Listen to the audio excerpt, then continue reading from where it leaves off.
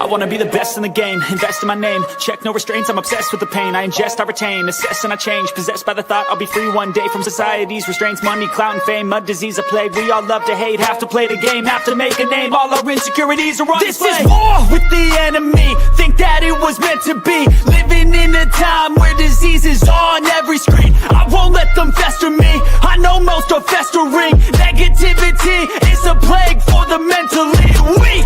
No mercy, all I got is working. Never stop searching, never quite so thirsty. I'm toxic and psychotic, with this logic you can't stop it. It's been chronic since I was a boy, so neurotic and chaotic. Built to last with the webs I'm weaving. I could change the past with all I'm achieving. Got my foot on gas, never stop competing. If you break like glass, then this life's gonna eat 'em. Make mistakes real fast, then you learn how to beat 'em. If you take off the cast, you can see all the healing. If the pain's in the past, move on from the grave and put your foot on the gas. No, never stop competing, yeah. I've been doing this, I'm on it. I just wanna be iconic. Sipping on a gin and tonic, got me going off when I'm on this topic, yeah. If I ever play, I want it. You know that I'm always honest. Stay away from those who are toxic. Keep them out your face, no way, you don't want it, yeah. Don't try to drain my energy. The enemy is everything. It's mentally, unhealthily, spreading like a rare disease. But I won't let it get to me. I don't need your therapy. I can leave a legacy of leading by intensity. Come on, we can fight this. Freedom is priceless. Spread just like a virus. Living in a crisis. Do you feel courageous? Do you seek greatness? Trust me, you can take it. Go on and take your aim. Yeah. Built to last with the webs I'm weaving. I could change the past with all I'm achieving. Got my foot on gas, never stop competing. If you break like glass, then this life's gonna eat 'em. Make mistakes real fast, then you learn how to beat 'em. If you take off the gas, you can see all the healing. If the pain's in the past, move on from the grave and put your foot on the gas. No, never stop competing, yeah.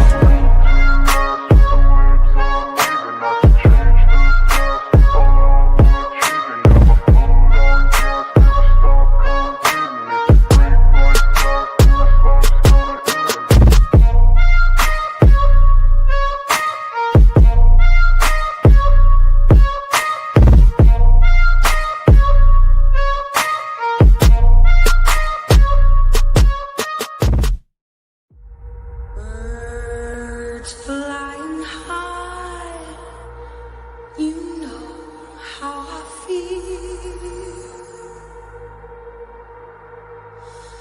Sun in the sky, you know how I feel.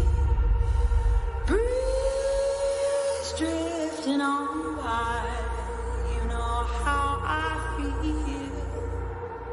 It's a new dawn, it's a new day, it's a new life for me, yeah. Turn on your mind now, tune into the feed. We're planting digital flowers from a single tiny seed. Yeah, power to the collective in the data and the soul. The hive mind's getting louder, finding voice and control. When we get to the FBI, we don't know who did the work. You heard that any of that information is redacted. We don't know who did the work. It's a giant secret. We know that by the time the FBI gets involved, the profile, the text file, that's a snip to use to try to identify somebody is more than twice as big when it gets to the FBI from Othram. We don't know how. I've got an itch I can't scratch, I'm missing a piece that completes a whole part of me, an open wound scar to see. Everybody come here, gather round, welcome to the freak show, the best in town. What is going on, Hive? I hope everybody's having an awesome day. Let me just get this screen added. There we go. Oh, tonight's going to be a good one. I got a good feeling about tonight's stream because I think I'm going to tap into how a lot of people are feeling in regards to the new Frat Brothers interviews, re-listening to Bethany's interview. And I really want to just set the tone right from the beginning and say, there are going to be people that get upset when I say this, and there are going to be people that watch this stream and probably get upset. I feel as if so many of these alibis, so many things that were used to not only clear people, but just the way that it's described to the police and how it's taken just at face value, yet doesn't fit into not only the official timeline, it doesn't fit into how something like this goes 9.9 out of 10 times, right? And it's not just the timeline. It's where people say and when they are supposedly there. Who are they with? The redactions are out of control, as we've said for a very long time, especially in these Sigma Chi frat brother interviews. There's also a certain line of questioning that is specifically used when they're talking about Ethan and Xana. None of them know Kaylee. That's very odd. I have yet to hear somebody in Sigma Chi say that they knew Kaylee at all. It was Ethan and Xana, and then maybe they knew Maddie, but they didn't really know Kaylee. Some of them would party there often, 10 times in a semester, one said, and never met Kaylee. So we're going to be going into these alibis tonight and how I am starting to honestly believe that what Dylan and Bethany said the events of the night were. I know that we've speculated that they're all wrong. I'm convinced that not only are they wrong, but maybe we have interpreted what they've said in the wrong way as well. So nonetheless, if this is your first time tuning in, I'm your host, Bertie. I go live weeknights at 7 p.m. Central. Welcome to the Hive Mind. This is a contrarian thinking live stream. We think past the headlines. We question the narrative. We have been going hard AF at looking into the Idaho 4 case. We are chipping away at it. We are trying to find the truth in this cluster of a case. And we hang out here in the Hive every evening at 7 p.m. The chat, the Hive, is a part of this stream. So at any given point, your comment can pop up onto the screen like so. What's up, Hibiscus Girl? And it can completely change the route that we're going on a certain topic of conversation and what we may look into. So please, please, please feel free to comment away, speak your mind. You can say whatever you want in the chat, as long as you're not trolling, spamming, or threatening. I got the best mods on YouTube, Discord, Dawn, Luna, Bliss, formerly known as Beck, and the UFO Dog. They will let you say whatever they want or whatever you want.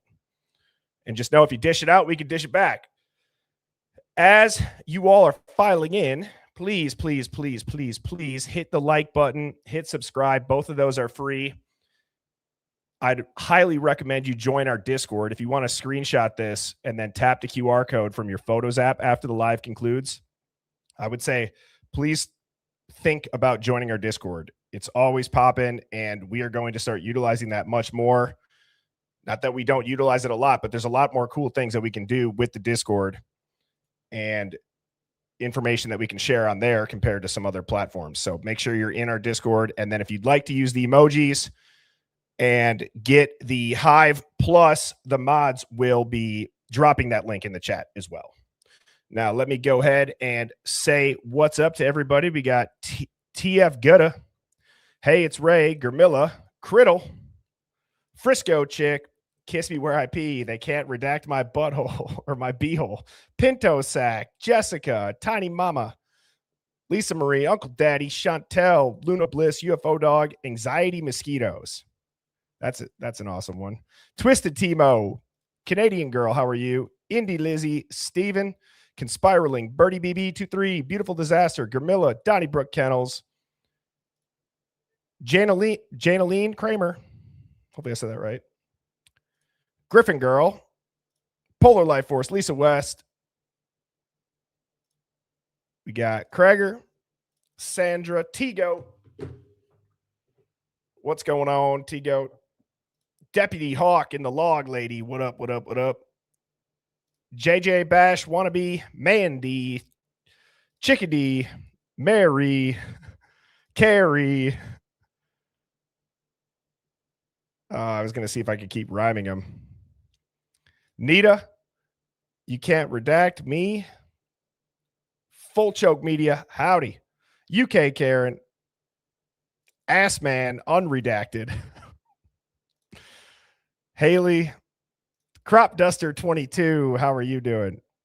Brian Biggs, tuning in from Chi-Town. I have not asked in a long time, what state or country is everybody tuning in from?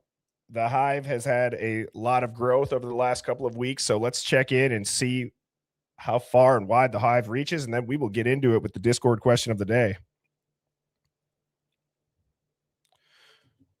UFO Dogs on Mars. And sorry, I've just got to get my audio popped up here so I can double check. There we go. All right, here we go. We got Iowa, Washington State, Waco, Florida, Missouri, Indiana, Florida, Utah, England, New Jersey, Phoenix, Missouri, New Jersey, Tampa, Orlando, Tennessee, Canada, Pennsylvania, Bama, War Eagle. I haven't said that in a while. Luna's in a state of confusion. That's funny. Frisco chicks in Northern California, South Wales, Texas, Cali, Oklahoma, Idaho, Nova Scotia, Virginia, Wisconsin, Connecticut, Virginia, Louisiana, Michigan said go blue. Mary Tyler, is the moon a country? ATL Drew, what's Gucci? Wisconsin, Idaho, Bama, roll tide. Roll tide. Uranus or Uranus. Oklahoma, Sooner Nation. Georgia, beyond the ice wall. I love it. I love it. I just saw Portugal fly by. Myanmar, Arkansas, North Texas, Montana, Moscow, Bama, Gulf Coast, Cali, and South Dakota. Again, thank you all so much for tuning in. So when I was giving my brief little intro when the stream started, I get a little bit hesitant, and I have this habit of having to preface that this might make some people upset. And when I edit my streams, I self-reflect on that because I say it quite a bit. And I don't know why, because it's not a confidence thing in what I'm saying, because I do feel that way. But I think it's that there's something surrounding this case. There's this energy surrounding the Idaho 4 case that has been just beaten into the ether that you're not able to question it. And it's not just from the mainstream. It's in the people of this Idaho 4 community too, right? Some people inside the Hive, some people outside the Hive. Everybody's entitled to their own opinion. But even on the side of what most of us in here believe, being that we've most likely been spoon-fed a BS narrative, there's only a couple certain paths that you're like allowed to go down. And I'm sick of it, quite frankly. It's holding us back. And it's not just to say you can go and start throwing anything and everything at the wall. No, that's not what I'm saying.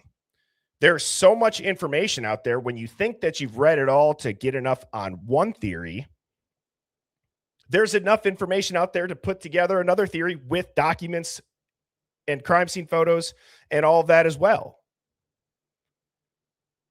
So how weird is that? That there are multiple theories that you can piece together with documents, with photos. Everybody can have a different interpretation on it, right? There are creators that believe that there's 3, 4, 5 perpetrators. Then there's an expert that says one person might have been able to do this, and I don't think that Kaylee was attacked downstairs. There's stuff that everybody's going to interpret differently, and yet we corral ourselves into this not minimal way of thinking, but we box ourselves in with the possibilities that could have happened.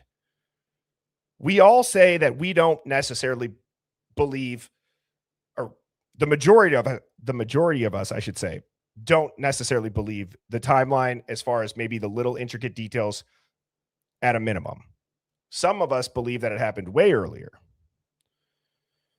But there are major things that we don't allow ourselves to question anymore because we feel like they're solidified.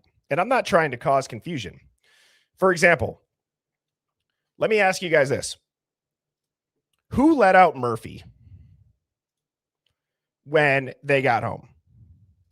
And I'll throw some up on the screen. We listened to Bethany and her second interview last night, right? So these are things that this is something that we've thought, this is solidified. We can't question it, right? Not that we can't question it, but no, they said it and they got home and they let out Murphy, right? So we have Bethany and Maddie who allegedly let out the dog when they got home. And I'm going to come back to the Discord question of the day because this is important. But yet we have Dylan who says this. Where's Murphy when you got home? Oh, I let him out. I forgot to add that. He was upstairs and I let him out to go potty real quick. So you went upstairs? Yeah, so I guess, I don't know how I forgot about that. Sorry. That's okay. Whose room was he in? Kaylee's, because it's mostly Kaylee's dog. So I heard him whining. I was like, okay, I'll go get him. Took him outside for a second. So I know no one was in Kaylee's room. Her lights were on. I know that for sure. Her lights were on. I took Murphy outside and I just kept looking. Whenever I go outside in the dark, I'm always looking at my surroundings. Didn't see anything. I know that. Looked around, brought him inside after he went potty or whatever. And then he was Lake and him were hanging out a little bit. Then I brought him back upstairs. So yeah, I don't know. I forgot about that. Oh, that's okay. So she says Lake in him, like Lakeland, right? That's what she says right there. So Lakeland's over. So if it is earlier in the night, I mean, how this is where we have to, and what I could probably do a better job at hosting these is having a document of the interview timelines that they say, hey, here's when they say they got home. Okay, so I can work on that. Or if anybody already has that broken down from the interviews and is in our Discord or would be willing to email birdieshivemind@gmail.com that so we can reference, okay, here's when Dylan and Lakeland said that they started watching Vampire Diaries, right? And then we have Bethany say this. We went, or Maddie and Maddie went downstairs. I can't remember if Kaylee came down too, but me and Maddie took Murphy out to pee. And I was out there for 10 seconds and put something away in my cabinet and then grabbed some chips. And then I went back downstairs to go to bed. And so Bethany said that her, Dylan, and Lakeland took a photo around 1:21 in the morning. And then the girls got home around 2. So while, yes, I could see letting the dog out if you were home all night and Dylan's letting the dog out. Okay, but within an hour? Even within 2 hours? That seems like a lot. I get maybe it's a puppy, but again, no, everybody but Kaylee let the dog out is what I'm also getting at here. So that's why the whole alibi thing with little simple things like that and what they heard, when did they hear it? It all leads back to what Purple Glitter had said in a way, which is the question of why Dylan and Bethany survived haunts me. No perpetrator leaves witnesses. The doors would have been kicked in an instant. I'm also troubled that they didn't leak anything, even though they must have obviously heard everything. Could it be that they betrayed the victims to protect their own position? Let's assume that it was a cartel that was involved and Dylan and Bethany knew about things related to the victims that would have caused problems within the organization. Wouldn't that hypothetically have been a death sentence for them? Now, the second half of this is kind of a different answer, but the first half of this, given their stories, is there a legitimate reason to start to question, did they see or hear anything? I'm serious. I'm not trying to be unempathetic or not sympathetic, but I'm serious.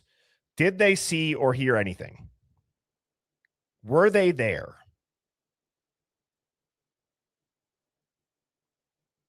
Everything that Bethany describes, saying, oh, I heard the table move or the cups fall, the detective is asking her, how is that table originally positioned? Did you go upstairs? They were really trying to see, did you go upstairs? Did you see Xana?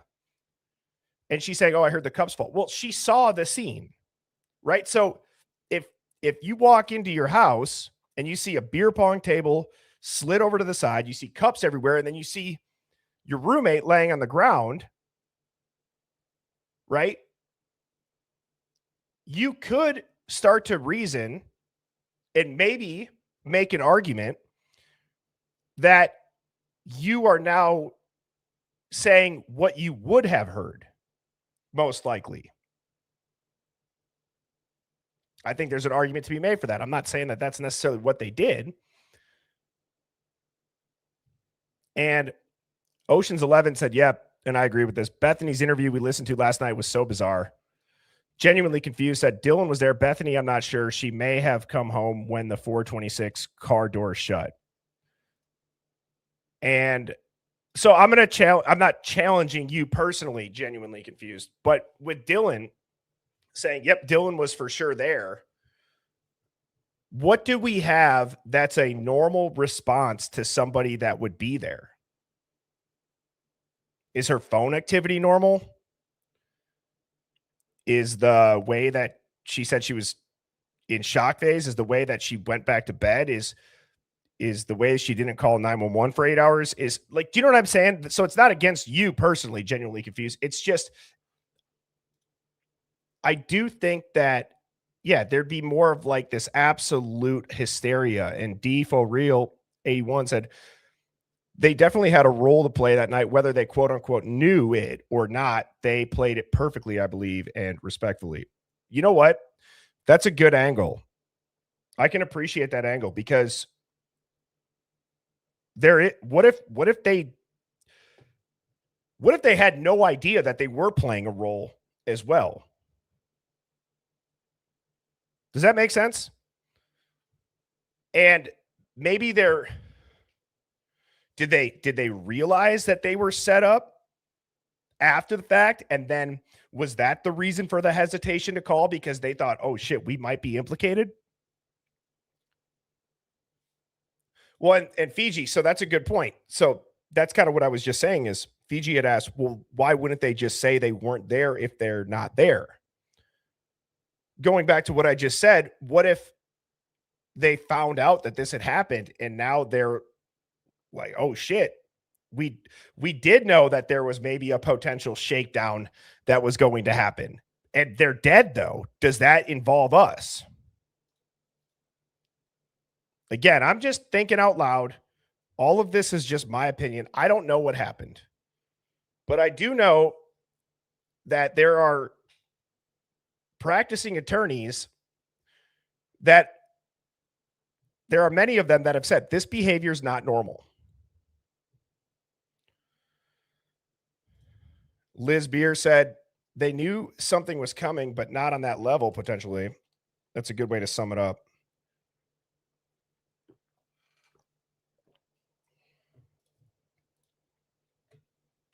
Well, and so the other thing that's also interesting is, so Bethany called 911. And for the longest time, it was Dylan that called 911, or it was Bethany that called 911. And then it's their friend talking on the phone. And then it's Hunter talking on the phone. And the 911 call doesn't even make sense. Now, to get to the second part of the Discord question of the day, let's assume that a cartel was involved or some sort of organized criminal gang was involved, and Dylan and Bethany knew about things related to the victims that would have caused problems within the organization. Wouldn't that hypothetically have been a death sentence for them? Yes, and that could be maybe why there's no leaks. That could be why they haven't talked. That could have, maybe they were told to stay quiet. You better not say anything. I still think that there's a possibility that the reason why Dylan and Bethany are being treated the way that they are by law enforcement is because law enforcement is shielding them from some sort of ongoing threat to their lives. And that Dylan and Bethany need to be alive. And they can't, right, if they were witnesses to this. And rather maybe brief them on what happened and question them on what happened first versus just throwing them under the bus and saying, oh, we have witnesses, right? And as a reminder, any super chat that is over $4.99 will pop up right here. I saw we have a bunch of new Hive Plus folks in the chat. Thank you to everybody that gifted that. And Beyond Reasonable Doubt said, LM made it a point to say, so Lakeland made it a point to say she didn't pass the roommates going home. Why do we think that is? Why do you think that she made it a point? Because I'm going to pause there. I actually want to see what some of you all say.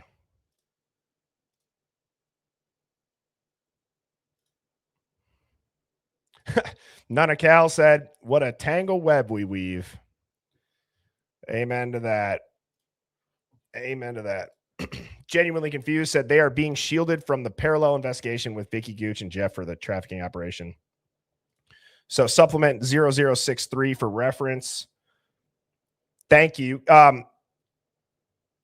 Can one of my mods, if you don't mind, could you email me that or email that to birdieshivemind@gmail.com so I can pull that up here for reference if you are able to. If not, don't worry about it, but it would be nice to read. The Whites jersey party because it was in the backyard.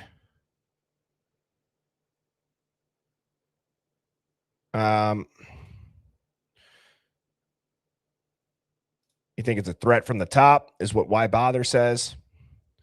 And Moto Man, thank you for clearing that up. And sheesh, thank you for the big super chat. Said it was Bethany's phone that called 911. No one ever said who made the actual call. Bethany in her interview last night did say that she called 911, and then she said she was so worked up she had to pass the phone off.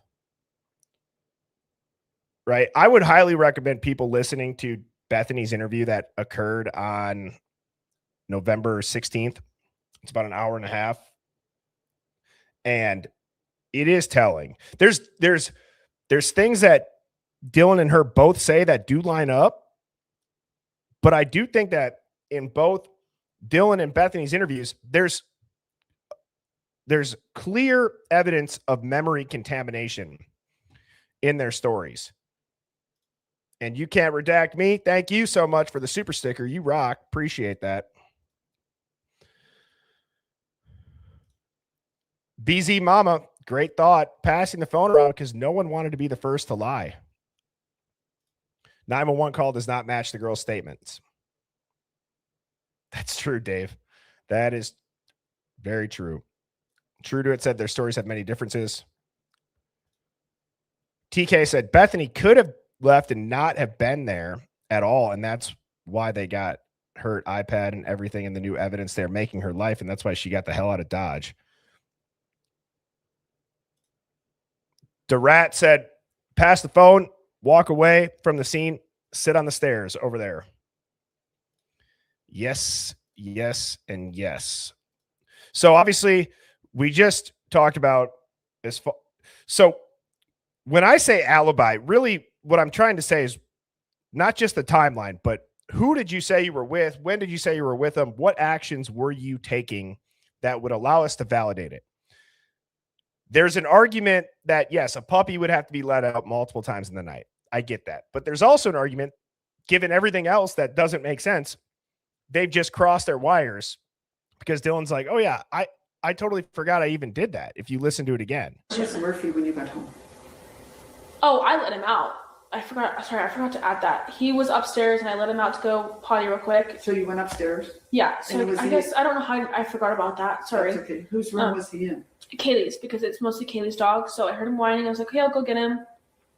Took him outside for a second. So I know no one was in Kaylee's room. Her lights were on. I know that for sure. Her lights were on. I took Murphy outside and I just kept like looking. Whenever I go outside in the dark, I'm always like looking at my surroundings. Didn't see anything. I know that.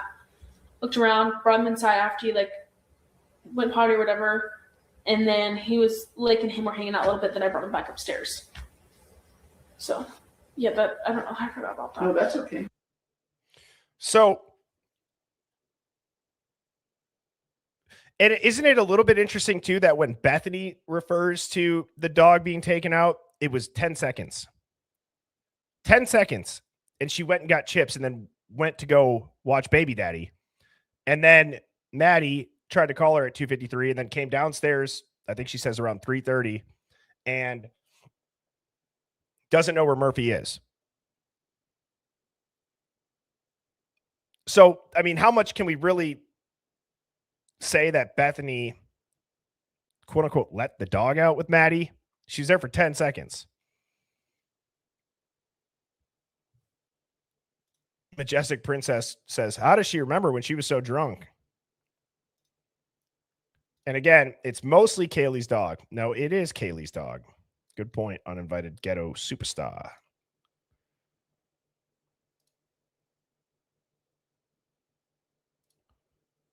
And now I was going to play this last night. I'm sure some people have heard this already.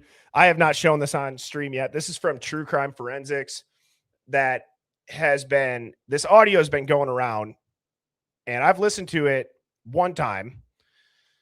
This is Kaylee, or I'm sorry, this is Jack at 2:27 a.m. an alleged attack where they lie about a 17-minute phone call. You can apparently hear it. So I want to give my take, and I want to see what the Hive says about this audio here, again, from True Crime Forensics.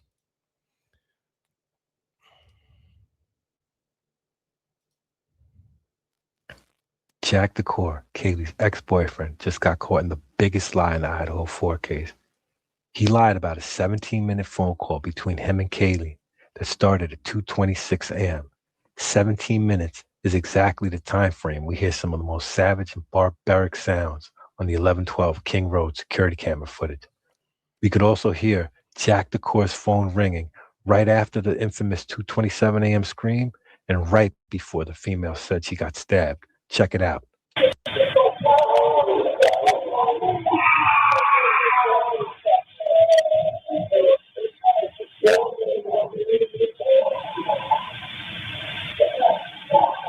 Right there, 2:27 a.m. and 21 seconds, you could hear a phone ring.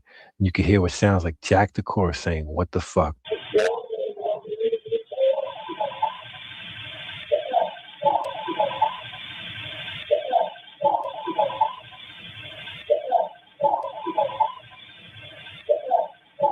I'm gonna switch it over to the Sherlock version to remove the noise. The Sherlock version that I did, it removed too much of that cell phone ring, and then I didn't hear it. I have to listen to the original. I'm gonna switch over to here to the Sherlock noise reduction so we could hear the voices about it.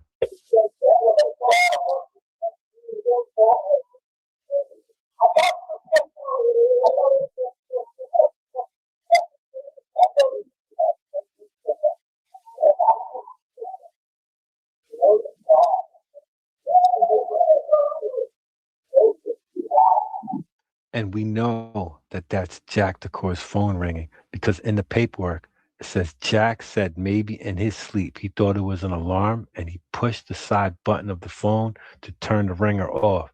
So that right there is Jack DeCore's phone ringing. So that means that he was present during the 2:27 a.m. attack.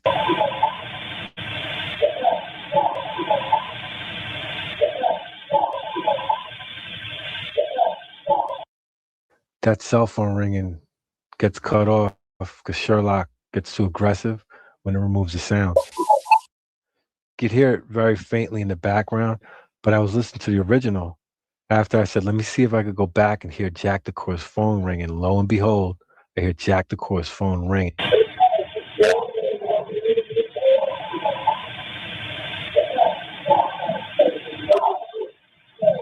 It seems like there was some kind of struggle over that phone, and the phone just kept playing in the background.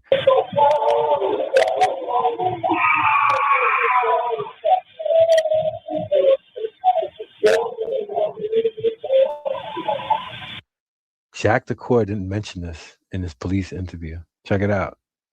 Okay. Do you remember what time you said you went back and checked your phone? Do you kind of remember what you said had missed calls from Kaylee? Do you remember what time those came in by chance? Yeah, they were like between 2:40 and 3. 2:40. The last one was like 2:57. He says 2:40 and 3, but he doesn't mention those earlier phone calls and text messages that were at 2:15 about his vape. One of them was also a FaceTime. How many of them were there, you think? I think there's 6 from Kaylee and 3 from Maddie.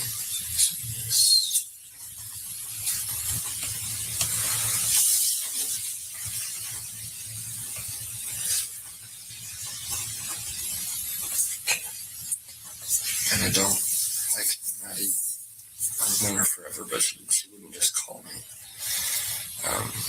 Unless they needed something. So that was weird to me. Okay. You said the last one was like 0247, you said something like that? 57. 257. Jack DeCour was present during this 2:25 a.m. attack when a female says she got stabbed. So now we know Jack's there. So who's the female that got stabbed? From 2:26 a.m. If you add 17 minutes, that gives you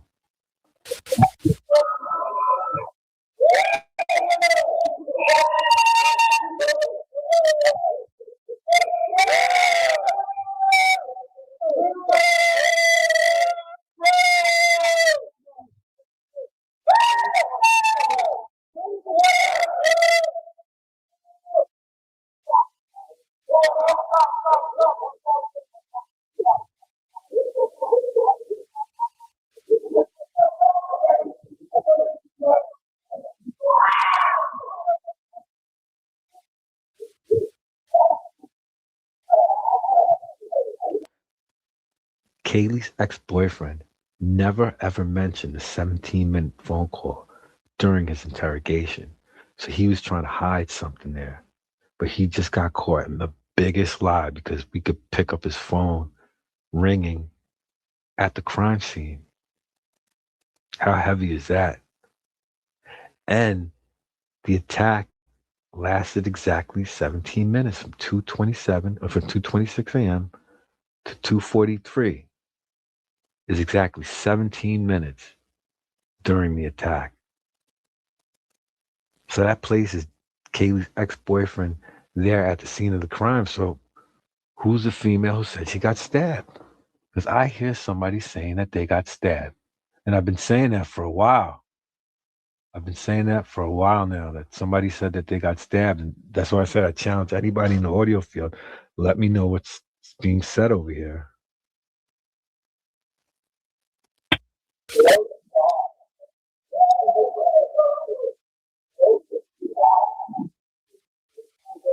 Right there. He stabbed me. Oh my God, he stabbed me. So that places Jack DeCour at the crime scene, possibly stabbing an ex-girlfriend. This is heavy, people. This is extremely heavy shit.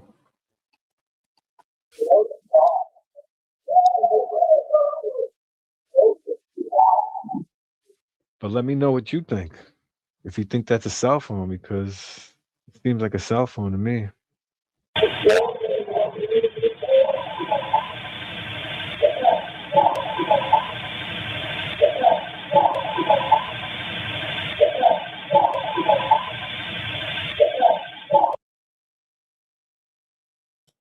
So the only thing that I disagree with as far as what he's hearing is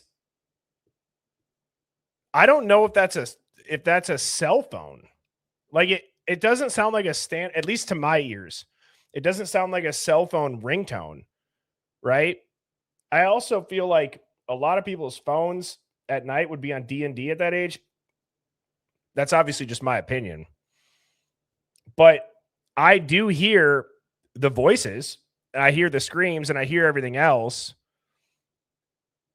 The phone, though, it almost, if anything, it kind of sounds like an alarm.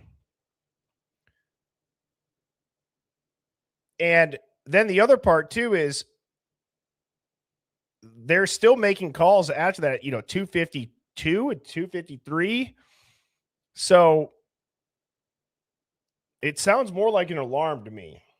But you definitely hear what the F.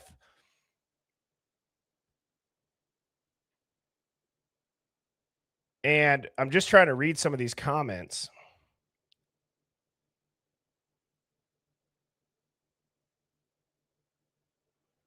I think it's so the other thing too that I will say, and I've seen some people say this, is obviously nothing again. I don't know this person who made this.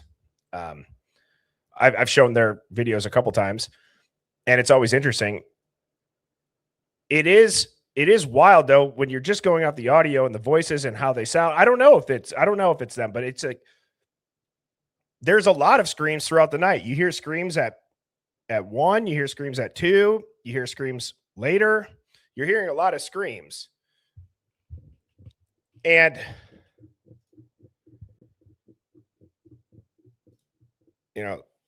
Nikita says, I don't hear a ringtone. Only words I can make out are WTF.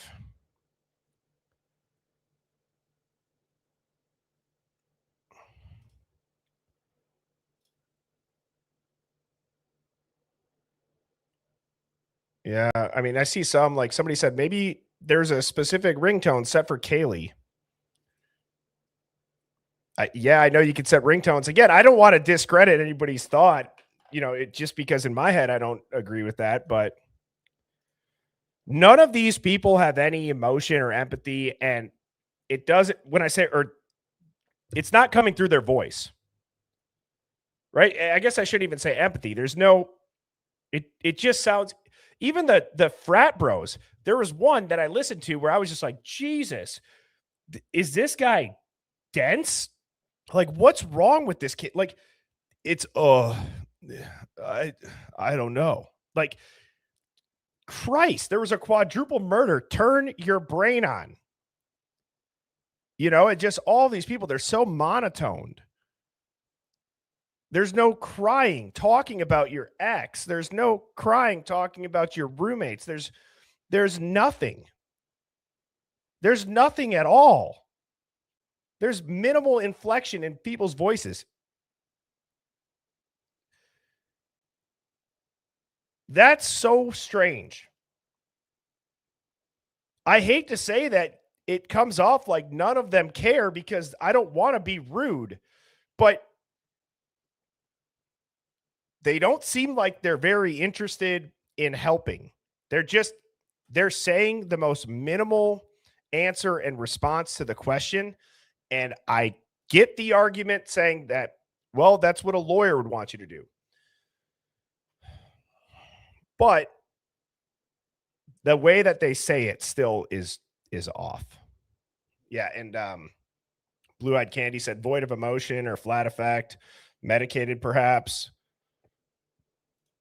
Mommy Milker Mindy 69 said, but they asked if they talked to a therapist yet in the interview with Bethany Funk. That's true. Excuse me.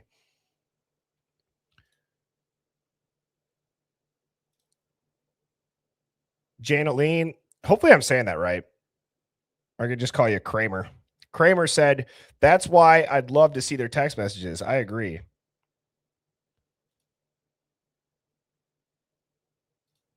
Yeah, none of them are crying. A lawyer that maybe knows their involvement. Rolo says they were methed out. Totally agree. There was a real lack of emotions. The frat guys seem more sorry about the deaths than the living roommates. And the way that they describe them too, I mean, you could tell that Ethan and Xana were well liked. There's no doubt about that. There's no doubt about that at all. I found a couple other things, and I just got to get this pulled up here. So give me a second here, because this is interesting now. So what I did, and what I'll do very often, what I do often, and there are times when I have the time before I go to sleep to go down these rabbit holes of original like news posts or news broadcasts. Okay. And I found that I think is worth watching right now. So let me get this pulled up.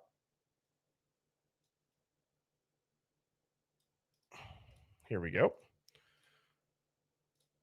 And then I also have the interview. Thank you to somebody emailed me the Lakeland, Mariah. Thank you for emailing me the Lakeland police report.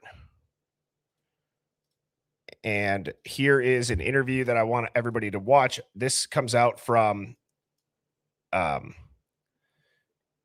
old detective, I believe, or an old attorney. And I have not seen this. So I found a bunch of stuff that was scrubbed initially. And I like to go through this and show this just to spark people's memories as to what was initially being said. That everybody at one point or another thought this was extremely odd. Question you asked, was this a targeted attack and why do they think so? They didn't really give you an answer, but I'm sure you kind of gleaned something as a former homicide detective yourself. What do you think the answer is there, Ted? Well, John, it is certainly suspect that they didn't give us an answer. I believe that when they got on the scene that there was something that led to the indication that this was in fact these were targeted killings.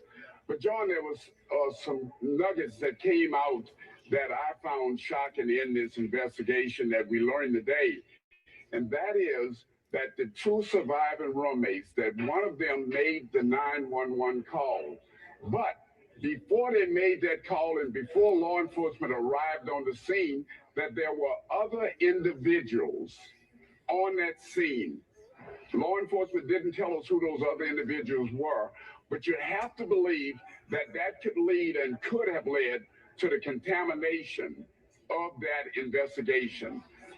That I find very troubling. And there was something else that law enforcement shared with us, that the chief of the Moscow Police Department said that he was unaware at this stage in the investigation of what the 911 callers could, where they were, when they were at certain locations, when they found the bodies. It seems as though he didn't know any of that. I found that shocking that at this stage, or at least a week out, that you wouldn't know this kind of information. Interesting, too, that it was initially reported as an unconscious individual. One would think that, if the roommate walked out of her room, there had to be, just blood everywhere, I would think, after, a quadruple homicide like this. Interesting that they call it, or that it was reported as an unconscious individual. Well, let's use common sense here. If you saw someone that you believe was unconscious on the floor, the immediate thing you would do is to go down to that person and see if they were in fact unconscious. So this is very troubling that we're getting bits and pieces that initially they didn't even want to tell us who made the 911 call. And then we now have to wonder what other individuals were there before the police arrived, and how those individuals very well could have contaminated the crime scene. This is a very troubling investigation at this stage, I can tell you. Yeah, well, it's possible that the friends who came to the house were calling the cell phones of the deceased and they weren't answering, so they they said, hey, they're unconscious or whatever. But a lot of, I'm not trying to laugh. as you say. I mean, this guy can't even hold a straight face. He can't. He's Williams, beside himself. I mean, watch this nonverbal of the dude on the left. This guy's like, or whatever. Oh, it always does that. So they said, hey, they're unconscious or whatever. But a lot of questions, as you say. Ted Williams, live from. He's just shocked. He's absolutely shocked. And so, again, remember how in the beginning of the stream I had said we're kind of boxed in from a mainstream talking point of here's what we're allowed to say, here's what we're not. There's this energy around the case where if you kind of go off the beaten path from the mainstream, a lot of people will initially kind of come at you. And then let's say you find this crowd that likes to keep an open mind and understand how the media works, how narratives work, how cover-ups work, what are the motives for that. Even in this community, you can only stray so far. Yet, when you really break it down, what it becomes is clearly there's either pieces of the puzzle missing or there are pieces of the puzzle that have been completely flipped and reversed so that they don't make sense. I really believe that. If there is a theory out there that is through and through very obvious that is when they did it, here's why they did it, here's the evidence that they did it, here they are on camera, you can hear them on camera, you can hear everything else, and you can see all the cars, but nobody knows who the killer is. Right? That doesn't make sense. You have so many people that when they originally broke this news, they can't believe it. And then it just became solidified through repetition that it's Brian. And I want to show one more, I got a couple more clips. Let me show you guys them. This is also interesting. This is first person footage from right after down on the ground of 1122. I had not seen this before. I find it very interesting.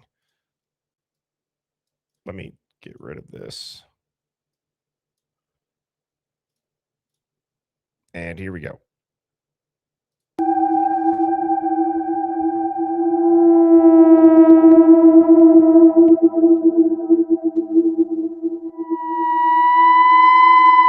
Jesus Christ. Sorry. That just made my skin crawl with the tone of that. Turn it down.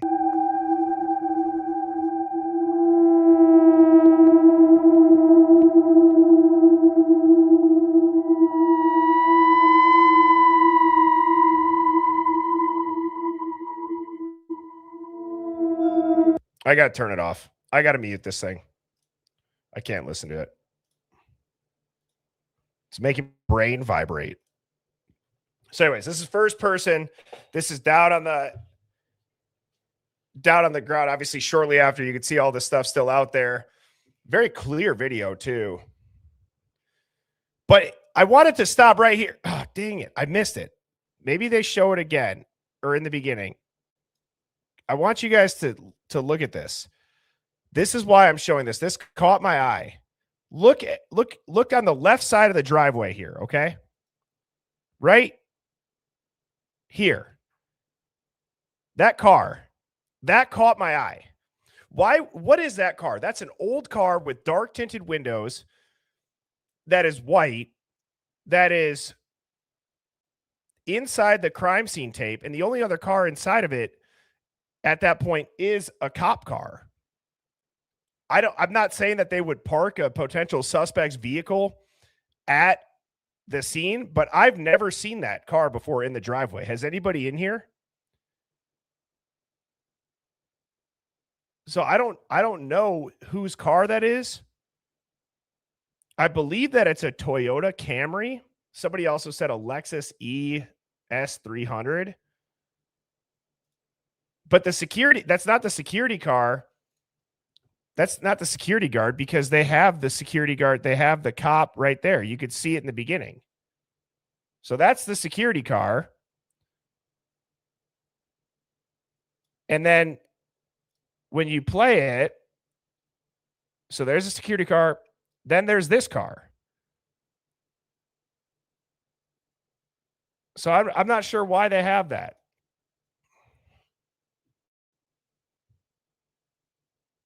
And I'm trying to upload this other video quickly. Give me a second, but we can keep watching this. This is angles that I feel like not many people have seen. I've never seen this video either.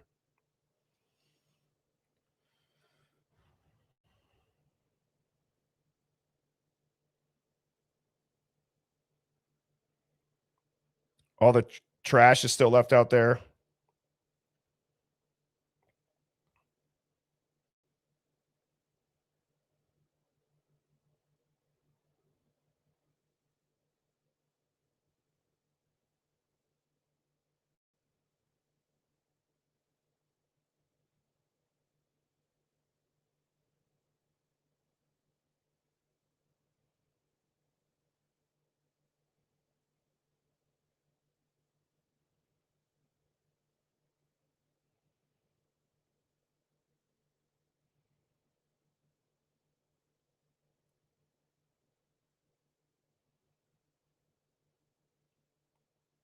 But yeah, that white car, I'm not sure. I'm not there. You know, there's a sunroof too.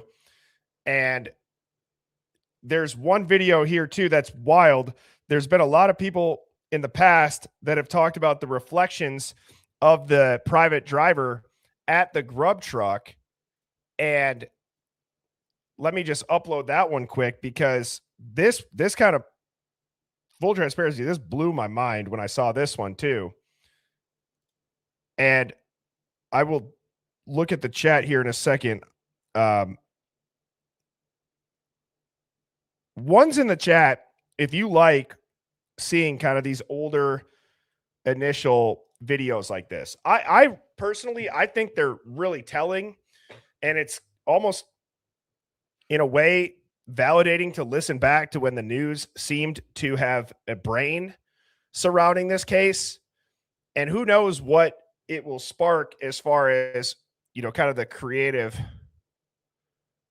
thought process. So now let me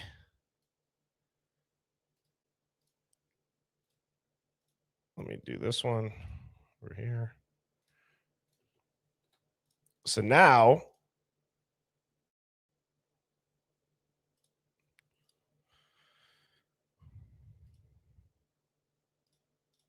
I'll mute this one too. Let me make this bigger. Okay, so at the top, you're going to see the quote unquote private driver's headlights very clearly. Never use like a phone. What the heck was that?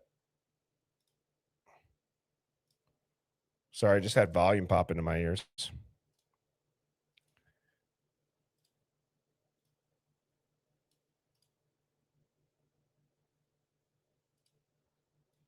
All right, here we go.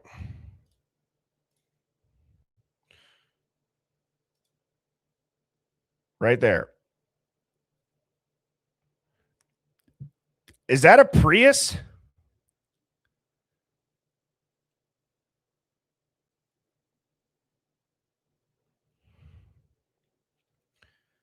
So I feel like this audio should be fine.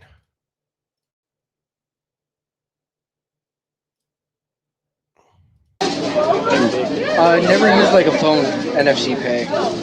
I guess unless you count the tap on the card. Really? Wait, say that again? Solid rush. It's a good thing that it ended, but this is Friday and Saturday in a row that got you down round one. So I'm liking it. I'm liking it a lot, guys. Guess he's gonna fucking need extra. Yeah, slide, tap, insert, facing you with the chip, any of it.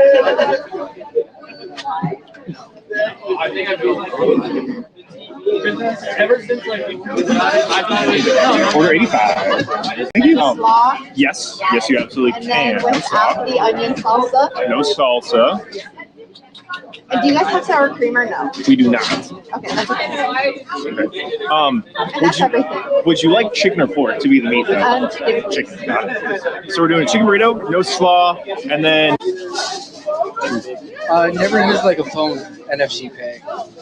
I guess unless you count the tap on the card. Wait, say that again? Solid rush. Yeah, there's another video. So that's a good idea, Rolo. So then I have to find the other angle of, and I'm sure, you know, again, I'm not necessarily saying that it's not a Prius. I don't know cars all that well, but is this? I know that I've shown that video where they're crossing the street. Does anybody, oh, damn it. This is what happens whenever I try to go on the off the cuff like that a little bit. Because I know that I have it somewhere. Oh, Connor H has it. So let's look at that then. Give me a second. Guys, please, while I'm pulling this up, please hit the like button. I would really appreciate that. Hit subscribe. That helps spread the word about this crazy case and get the Hive out there to people that may have not seen it before. All right. So now I got this one pulled up as well.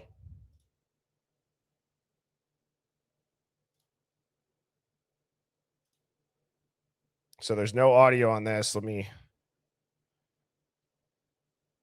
So here, let me just find when he pulls up and gets them.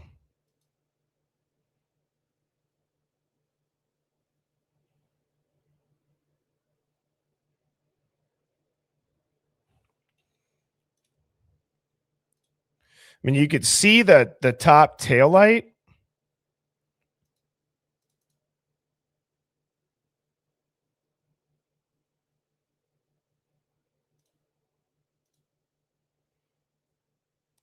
In this one, though, it just kind of... Never use like a phone. No, yeah, you could see the top tail light up here. NFC pay. At first, I thought this was like Mustang tail lights. Again, I know that we can see this other video here, but when I first saw that, you know, that was my initial thought. And now let me upload this one. There's going to be some people that when this next video uploads, there's going to be a lot of people that have talked about this. If you're into the tangled web of the owner of 1122 and the powerful connections that they have, this one's going to blow your mind. Because when I was watching this, I was just like, wow, you talk about deep ties in Moscow. Everybody's heard it, but this video does a phenomenal job showing it. And I'm waiting for it to load right here. And it's uploading right now. Let me go through some of the super chats while we wait. Gigi Butler, thank you so much for the $5 super chat. Appreciate that. And Radine, again, I hope I'm saying that right. Can you talk about the enhanced 911 call where you can hear Steve and Christy in the background? You hear Dylan talking about Kaylee. I will play that. Yes. I just wrote that down. And let's be honest, 555, thank you for the super chat, said reading the court docs, 6/18/25 closed hearing on alternate suspects. Brian Koberger named Jack Decor and 3 others. State won't unseal, citing ongoing investigation. Wow. It's just crazy what we thought we knew back then, and now we hear some of these interviews, and every single person in the rumors that they had heard are pretty remarkable. Now, this video is an old video. This comes from Potato Sleuth, and this is about how Hippler has a connection to 1122 King Road, which this is wild. Okay. So I will let this play in its entirety, and then I will pull up the 911 call as well.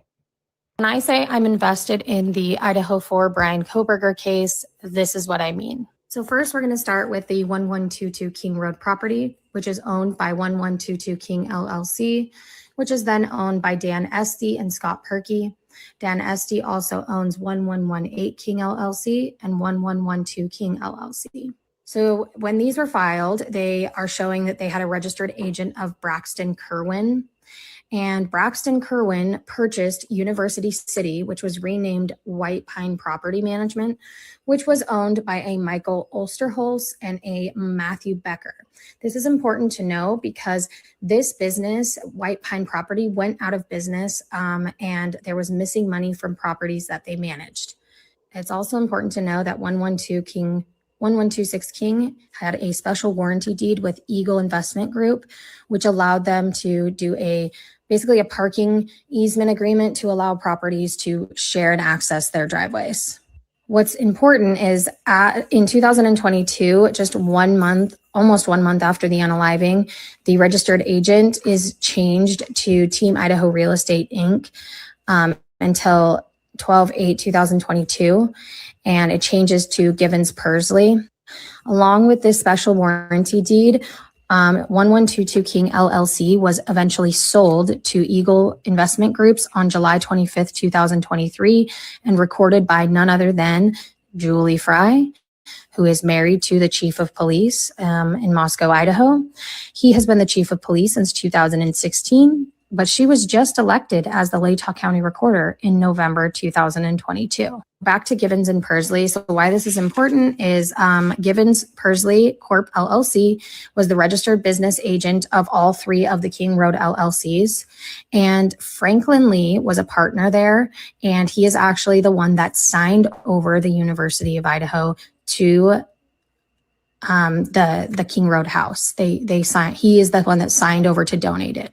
So Allison Berry Ochoa worked at Givens Pursley from 2002 to 2014.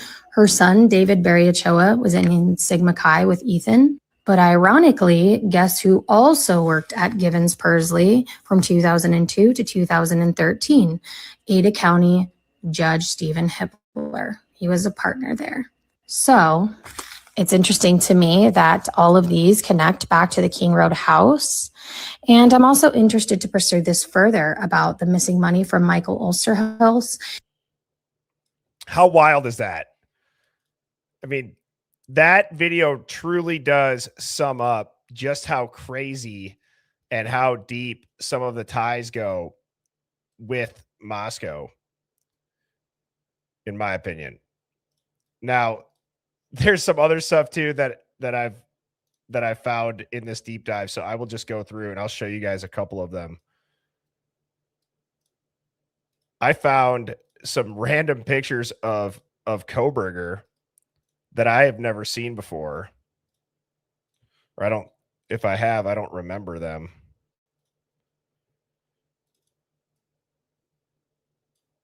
So here's one. Hang on, here's another one.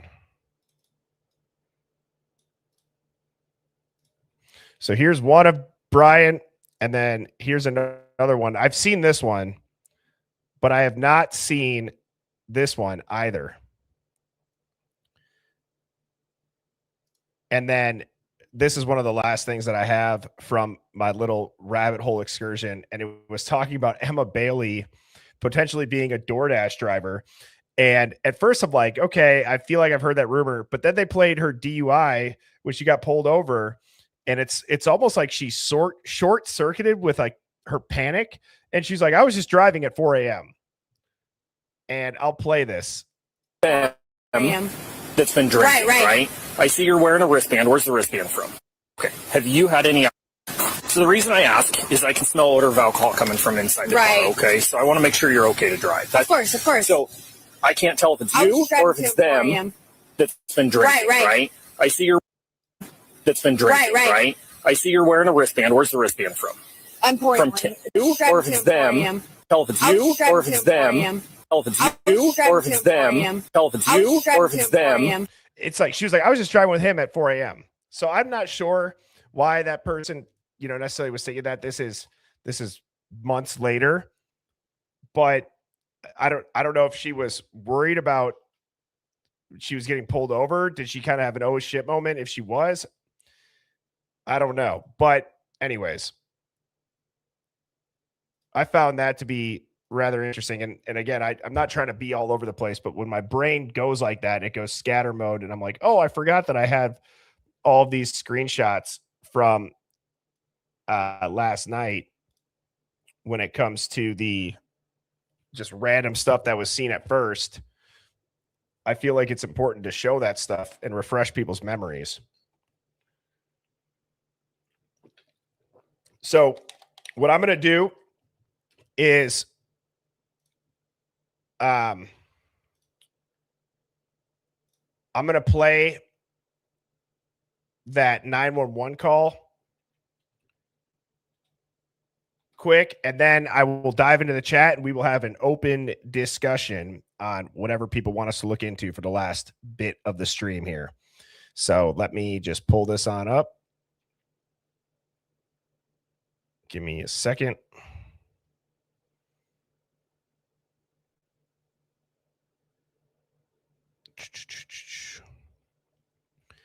These streams, whenever they're kind of me pulling stuff up, I like bouncing around, like this, but it just goes again to solidify that there's so many different angles that we can go down in this case as far as who was where, what happened, why did it happen, how did it happen. And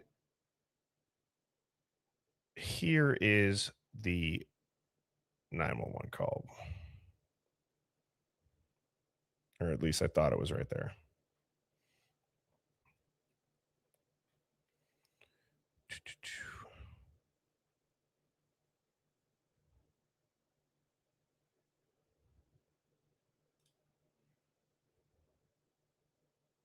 Eleven 55 a.m. 42 second, November 13, 2022.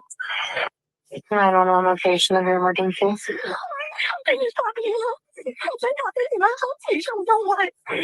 What is the address of the emergency? What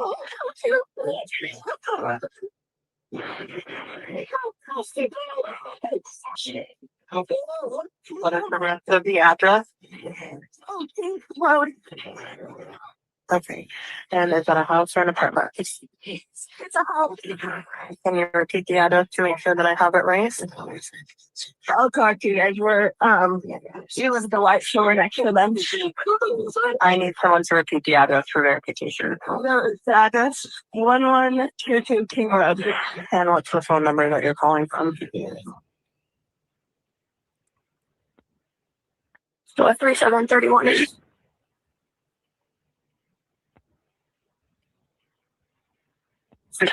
So for anybody wondering, I don't know, I'm okay. For anybody that's wondering what we're listening for, right? Oh, you got to be kidding me.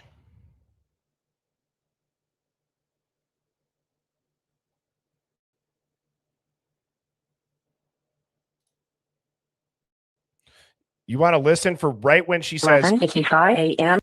For right when she says being Christy, it sounds like it's the kids.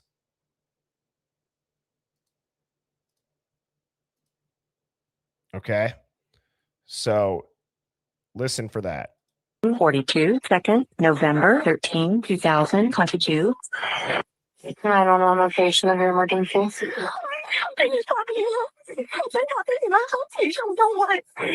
Whatever address of the emergency.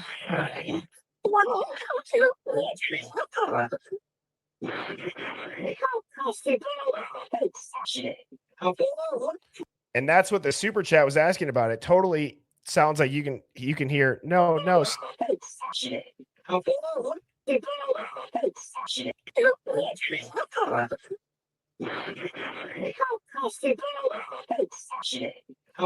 And so that's what that person was referring to that gave the super chat, which that was Radine. That's on my TikTok. If you guys want to go listen to that, I've played that a handful of times, but it is always just crazy that you do seem to hear what sounds like Steve G. So nonetheless, again, I now want to get back on track for these alibis and everything that I believe is all wrong. It's all wrong. I want to think through ways that we have not thought of yet as to how a massive part of the timeline could have happened. Okay. So what I'm going to do is I'm going to drop the link in the chat for anybody that wants to call in. I will do so now. Give me 2 seconds to get that posted. And it'd be nice to get a couple first-time callers at first. And be concise. That's all that I ask. Be concise, have a point, and you can bring up, whatever you want, but I'd like to focus it on things that we've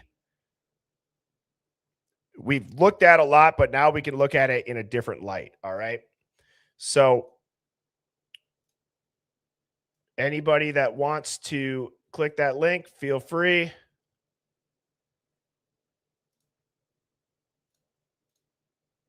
And I am all ready to go. So the call-in link is in the chat. I hope you guys can see that.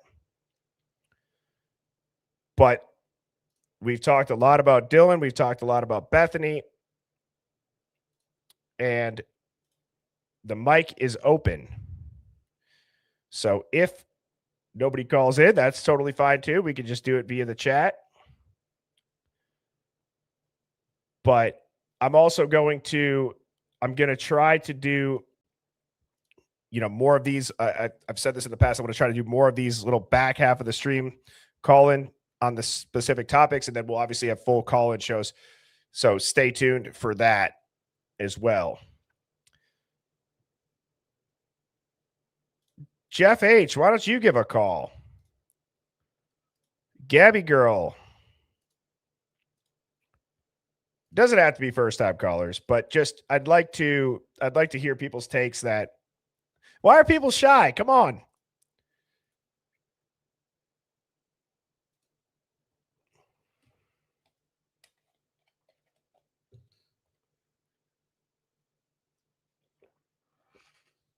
Nobody will see your face. They'll just hear your voice.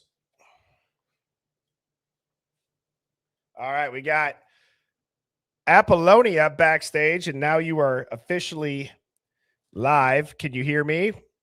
Yeah, I can hear you. Awesome. I can't got you loud believe and it. clear. Yeah. I'm in London, England, so really far away. What time is it there? 2:30, 20 past 2 Oh, in the wow. night. Yeah. That's awesome. Well, what do you got for us? So I'm calling because I've been watching these interviews released by Connor and all the frat boys. Well, basically I came to a new conclusion because I was on the side of Ethan being the main issue, but something happened to him, then Zana, and then it was like a chain event. But now I think it's Maddie. Because after that video of the corner club, it looks like she was, I don't know, like a bit flirty with Jack. So I think maybe she, and there's another interview, I can't remember exactly the boy, what it's called, but he said that he has seen her hook up with at least 6 people, unless I misunderstood. So maybe she was being a bit flirty and Jake found out. So now, are you under the impression in general, from what it sounds like, that this was this was amongst the students as some sort of acting out and murder because of jealousy Yeah. or a relationship. Yeah. Okay. Now, since yesterday. Okay.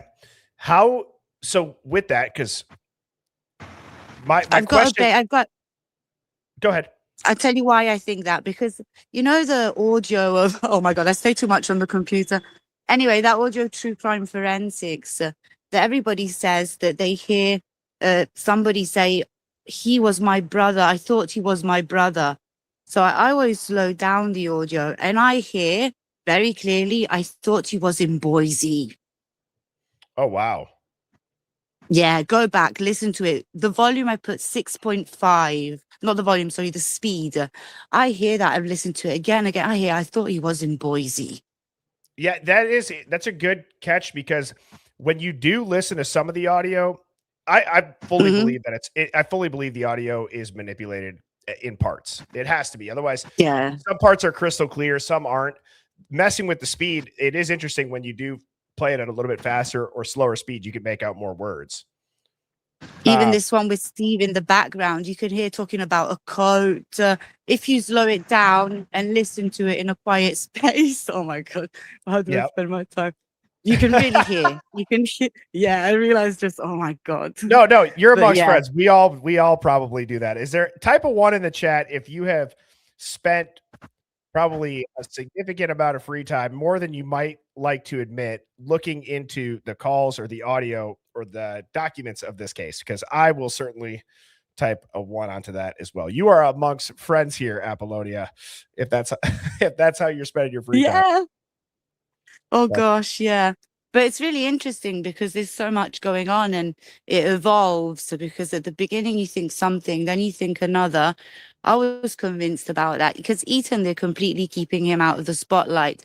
They don't want to talk about him. The parents don't want to talk. We didn't know about the apartment. We don't know about their phones. Just like the stuff on Kaylee's phone. She's on the phone all the night. Why nobody requested her phone information? Can you not see that? God knows. But yeah, I thought it was Ethan because, I thought he argued something happened to him. Xana then went there. I don't know, but I've been changing my mind now. I think it's Maddie. Well, she was. I don't disagree. Yeah, there's something that is going to pop off with one of these interviews that people that have been on record, we just haven't heard yet. There's probably so much stuff that's said on film that we don't know that could absolutely change a lot of people's minds. And thank you so much for the call. I appreciate it. Yeah, thank you for having me. Yep. Cheers. Have a good night or Bye-bye. good morning. Ciao. See ya. Peace. All right. It's always nice when we get the calls kicked off because as soon as after the first person pops up, then the backstage fills up. So next up, we have Nora. Nora, how are you doing? Hi, can you hear me? Loud and clear. All right, cool. So, how's everyone doing? Good. So I have had this like feeling and some sort of odd, I don't know, something about Bethany. And after watching her interview or her quote unquote kid boots, whatever. The kid gloves? Yeah, kid gloves. There it is. I just feel like something about her that night. I feel like she was the person at the dumpster. I feel like she went to that house. Where was it? Is it I can't remember the name, but where the other white supposed Elantra was, or a white car, and they all went there with Josie. And I feel like that's where they showered. And I feel like she threw something away in that dumpster and scooted back through the bushes up to King Road. And if you look at the person, it looks like somebody small, and it looks like somebody with a hoodie, like the yellow hoodie, but it looks like really, really baggy and big on her. And I just feel like it's her. You know how you get these like feelings, like it's not a premonition, but like I just feel like that was her, and that's, I don't know. And then the signals and watching her interview was just unreal. Like she's totally involved. I believe Dylan is as well. It's pretty remarkable to me that they wonder why they're under scrutiny. No, it's just like they wonder why they're under scrutiny. It's like, listen to the interviews. What are you talking about? Do you have ears? Like, the emptiness and the disconnection and their supposed friends. And, you know, we lived in that home and it was love and blah, blah, blah. Come on. I mean, I don't know. Her interview blew my mind. I literally watched it again a little bit, and it's really sad because why can't we just come to a conclusion and be honest and get past it?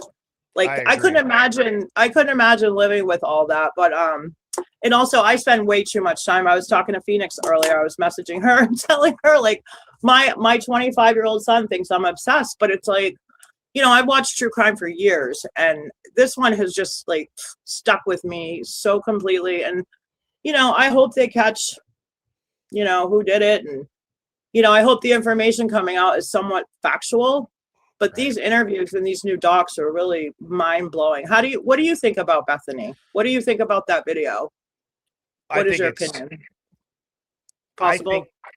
So my opinion on Bethany is this. I think that there's no way that Ann Taylor couldn't have had a field day with her answers. There's no like, from a legal system standpoint, it makes no sense. So the other part too, and I'm gonna put you down backstage. Thank you so much for the call, Nora. That's okay, honey. Yeah. Hey, have a great night. Cheers to you. You too. Cheers. Thank you. Bye-bye. You guys are awesome. I always love these call-ins, kind of the sporadic ones. Let me say this too. One of the things that maybe you all can help me get my head wrapped around, because if you've tuned in for a while, you know that I go back to this one giant hurdle that I can't get over. And if there's anybody that's backstage or that does call in and can help me mentally accept this, please do, because it'll probably open my mind up to other possibilities and theories. But I have this mental block of all of these agencies and the FBI, and there's college kids all over the place. There's so much phone data. And they settle on a piece of DNA that was sourced from a Q-tip in Pennsylvania. Like, how does the FBI miss that bad on such a close-quartered, contained party house stabbing with college-age adults? And, you know, there's so much data, but yet, you know, they're given awards. The Secret Service is given awards to Detective, was it Mowry? So that's my biggest thing is how did they end up with Brian in the first place? In my opinion, it seems like Brian being convicted of this is almost like one of the most sus things of the cover-up. That's who they landed on. I hope that makes sense, what I'm trying to say. That's one of my biggest hurdles to get over when it comes to these frat interviews, what they say and what the questions they're asking them, and Bethany and Dylan, it's weird that they're not pressing them. That's what I can't get over. They're not pressing them. And so next up, we have Beyond Reasonable Doubt. How are you doing? Hey, Berto. We got you. Loud and clear. Good. Listen, don't say my government name on live TV, okay? I didn't, did I? I sent you email. Oh, my bad. Well, now everybody knows it was kidding. you. I'm kidding. The feds are out. They're listening. You know they are. Oh, yeah. Yep. What do you got for us? So I wanted to go over that supplemental, the 0063 of Lakeland's interview. Hold up. I got it right here. So it'll be on screen too. Nice. So when I was doing a timeline of everything, this one always stuck out to me because she made some weird points. She first was saying that she was too drunk, same as Dylan, but they were making some rolls, and then they saw some of the roommates come home, took pictures. But then she also made it a point that she didn't see any of the roommates when she was walking home. So, yeah, because right here, she says Lakeland estimated that she and I'm assuming that's saying, is it Dylan? Seems kind of long. It seems kind of like a long box for Dylan. Oh, maybe Bethany? Maybe, yeah. But so Lakeland estimated that when she and we'll say Dylan arrived at 1122 King Road on a scale of 1 to 10 with being, quote, passed out drunk, they were both a 6 or a 7. They thought they might have been more intoxicated than Maddie was. Right. How would they know how drunk she is? Yeah. So the first video Lakeland said was captured at 1122 King Road had a timestamp of 12:43 in the morning. Mm-hmm. That still just seems too long for Dylan, in my opinion, unless they're using a last name, saying Mortensen. I don't know. Arrived together because how many letters? Dylan is what? Dylan. That's 5 letters, and we have 1, 2, 3, 4, 5. I don't know. I feel like there's more letters there, but if you have Bethany, it could be Bethany. Okay. So anyway, sorry to interrupt you. Go ahead. No, you're good. So yes, she has time-stamped videos at the King Road house. So the first one was at 12:43. That one was her going to the second floor bathroom and taking a picture of boxer briefs, which they believe was Chapin's. Yep. Which weird. And then the second one that she took was at 12:48, and it was a video of petting Murphy in the kitchen, which to me that kind of goes with Dylan's like 5th interview when she finally said, "Yeah, I let Murphy out. Yeah, I went upstairs." Yep.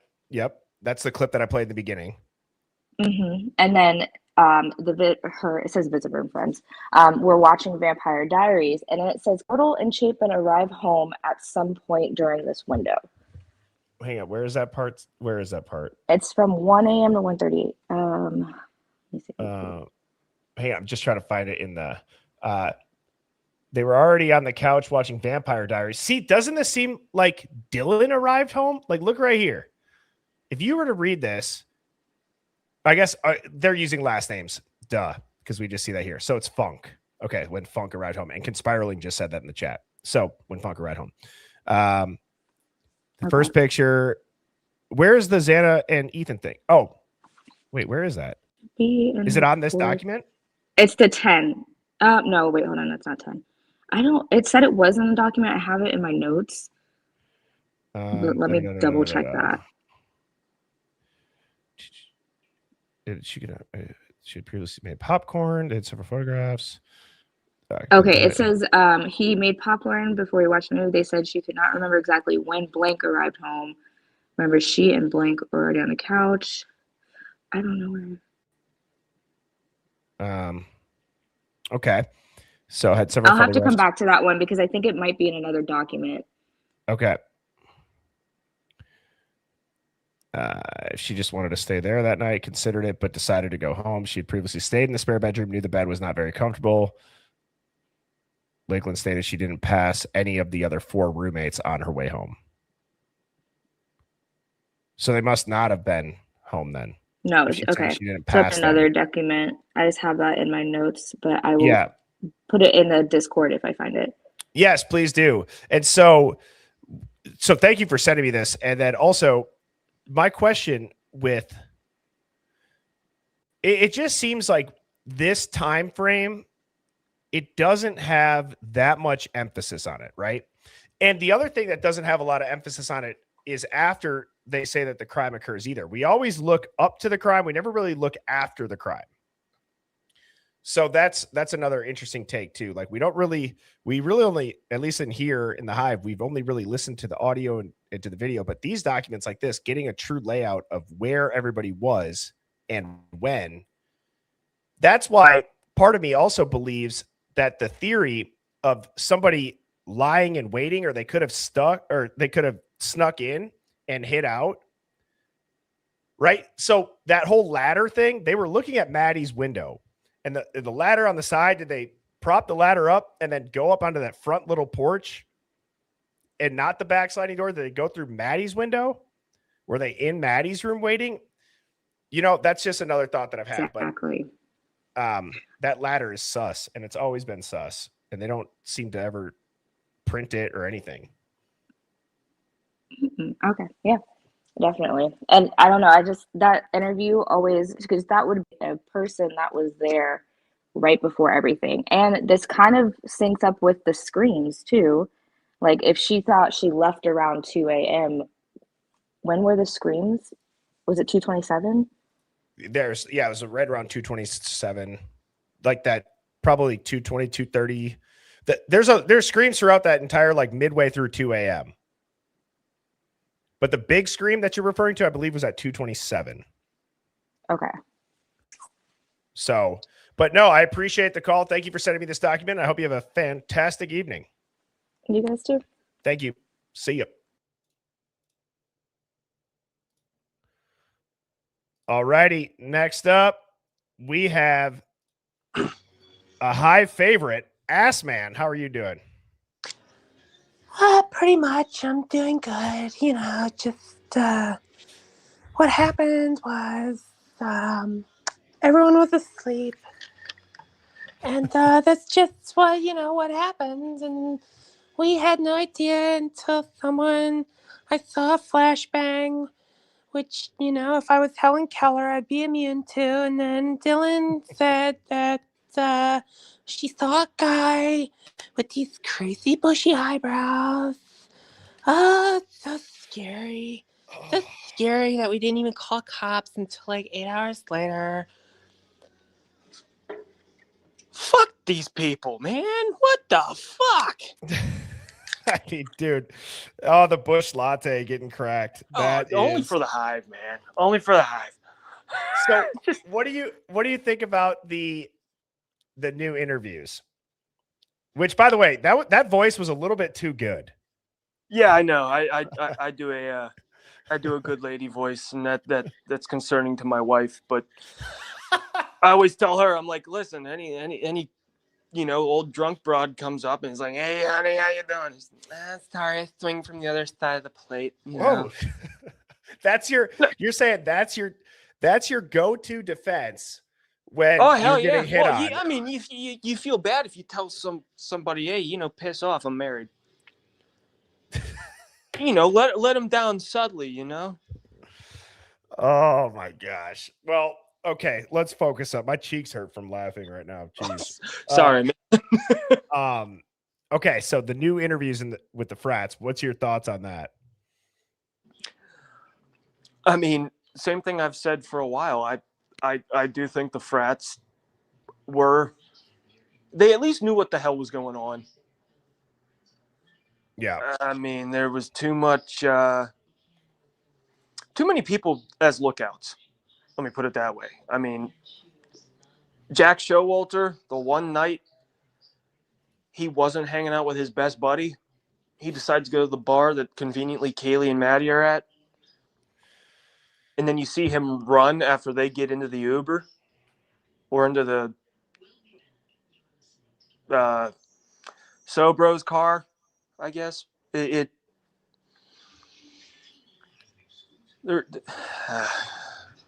don't know, man. I don't know why they still have stuff redacted, especially in the interview I saw you played last night with Bethany. Well, I was upstairs with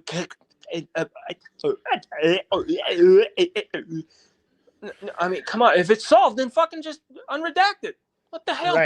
Right. And you know what? There's a part of me that I know that some people might be thinking it's inappropriate to laugh about this, but it's the situation's not a joke as far as the murders and stuff. Obviously, what's a joke is that the effort that they are taking to redact things that are apparently irrelevant. Do you know what I mean? Absolutely. So that's what's I don't know why they're redacting.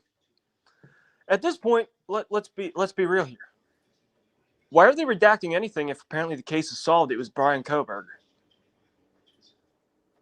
Okay, case solved. Okay, why keep redacting stuff? Well, it's because that's not it. And again, then we're the assholes because we're asking questions. Well, I don't know why the true crime community is going out and asking questions. Okay, we're not disrespecting the victims.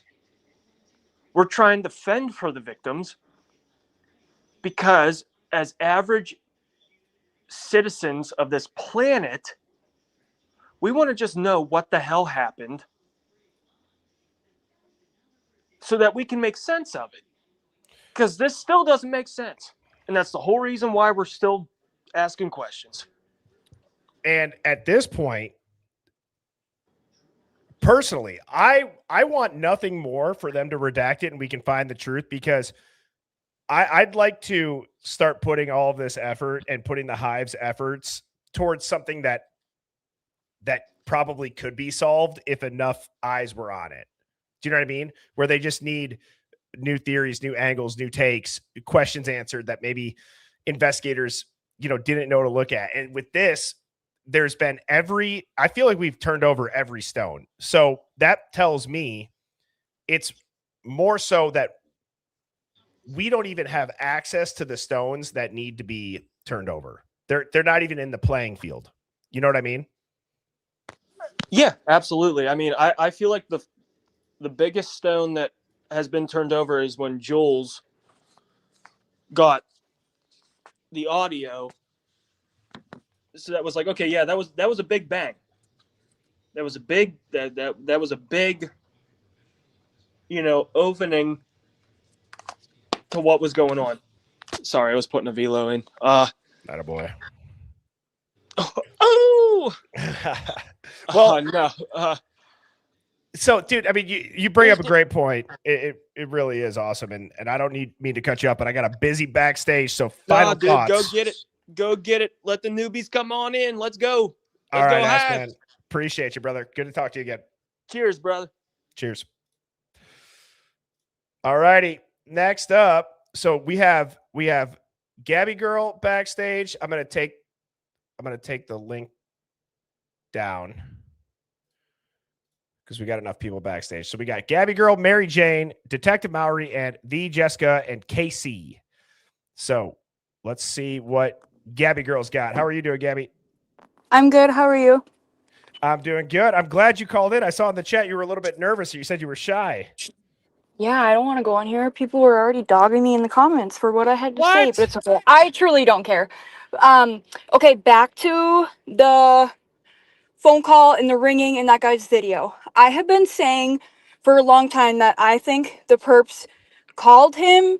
I don't know if he actually was listening, if he answered it and didn't realize, because after they hung up, they texted him and said, "What the fuck, bro?" Which I don't know. I guess kids do talk that way these days, but like, I just don't feel like that's the way Kaylee would talk to him. Maybe. I don't know. It just seemed weird. And then the whole like calling Maddie or Maddie calling him as well when they said like that would never happen. I truly feel like that was the perps calling him for whatever reason. If he was actually listening, if he was just drunk and answered and fell back asleep, or I don't know. I just have always thought that was how it went that way. And then as soon as I didn't know that guy had come out with this video until we were on the stream today. I was like, holy shit, like that connects it. Granted, that could be way off, but I don't know. I just have always thought that was the perps calling him, or something had to do with that. I don't know. Well, and I think that one of the things that you bring up that's interesting is how weird is it that Maddie would have never called them, or they had said Maddie would never call. Yet what did the G family say? Maddie would have called us. Yeah, like so it's kind of the opposite. Yeah, like things were just complete opposite and not adding up. And then yeah, as soon as that call, like he like linked that all together. Oh, and another thing, because the ringing thing, you guys were saying like I don't hear a ringtone. I don't think it was ringing there. I think they were calling him on FaceTime, and that was the phone ringing. I don't think it was his phone there. That's what I think the noise was he was saying. I don't think it was like his ringtone and his phone ringing. I think that's the way he thinks it is, but I think it's the other way. I think they're calling him on FaceTime and it's the FaceTime ring, or like, you know what I mean? The ringtone ringing, waiting for him to answer. That's how I'm hearing it. I don't hear a ringtone. Hang on. Well, let's listen to that real quick. Hopefully you guys can hear this. 1 second.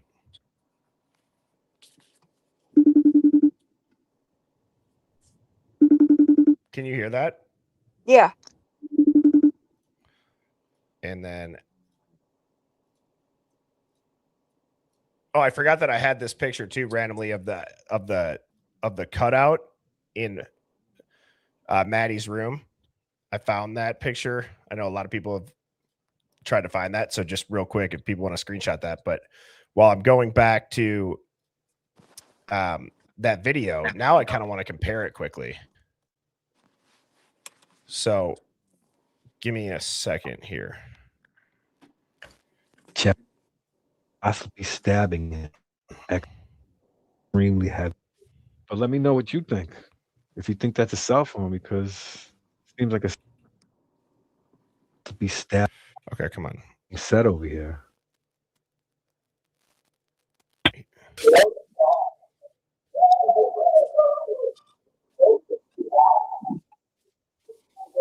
Right there. He stabbed. I thought he played it again at the end. But let me know what you think. Be stabbing an ex-girlfriend. Doesn't he? Sorry. Ringing.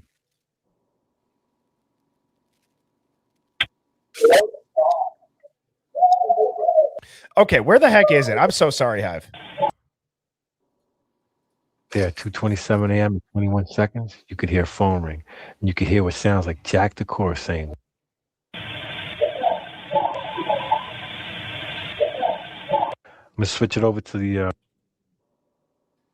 21. You know what? I'll compare the two later. I'm taking too much time up, Gabby. I'm sorry. No, you're good. You're good. But yeah, I just feel like I don't feel like he was there. I feel like they were calling him, whether it was a FaceTime, a phone call, however which way it was. And I feel like that's, I don't know. I've even way before this long, for probably the past year or 2 years, I felt like that was the perps calling him for some reason, to hear what's happening or to question him, or because. And then even when I know I'm taking a long time, this is the last thing, and then you can drop me. Even when there was a girl, like probably like a couple months ago when Jess started getting really big, there was another girl that came out who was like interpreting that video or whatever. Oh, I just lost my train of thought. ADHD. Holy shit. So it was Jess. It was Jess. You said there was somebody else that was interpreting it. Oh, because they were like saying like I can't remember word for word, but part of like the words that they were interpreting was like something about like you're like basically one of them is fucking multiple people or something, and maybe they were calling him. I don't know. My brain, I have ADHD, and there were so many connections that were like firing off, and I was just like, holy shit, I feel like this is all connecting in some way. If I could write it all down, I could probably connect it off the dots right now, but off the chart right here I can, because there's too much going on and I'm nervous. Don't be nervous. Don't be nervous. But yeah, I've always felt like it was connected, but you can go ahead and drop me. I know you got a list. Thanks for having me up. Well, thank you, Gabby. I appreciate it. Have a good night. You too. Cheers. Bye-bye. Bye. How did she just say that about the ADD thing? She's like, she said, I got too many connections going on, or I got too many things firing off right now. I need to figure out how she said that. Because that's a funny way to describe an ADD brain for sure. All right, next up we have Mary Jane. How are you doing? I'm doing awesome. How are you? I'm doing great. What do you got for us? Okay, so I am a second time caller. I had kind of chimed in earlier around the theories with the rugs. Keep going back to in regards to the fraternities.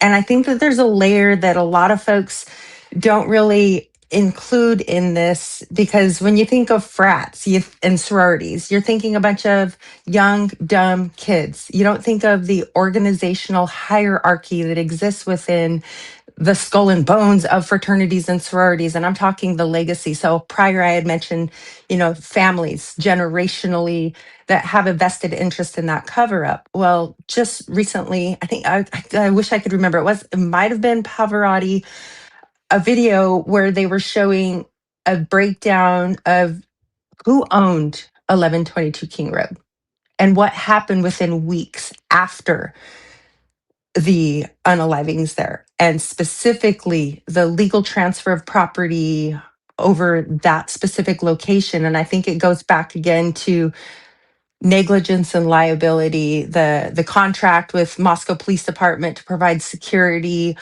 the houses that are and are not owned by chapter houses, but that may be owned by chapter house legacy members, including judges, detectives and members of the Quad City Drug Task Force, which is Pullman, Moscow, Lewiston, and Clarkston. So this Quad City Drug Task Force has been wrapped up in a lot of stuff.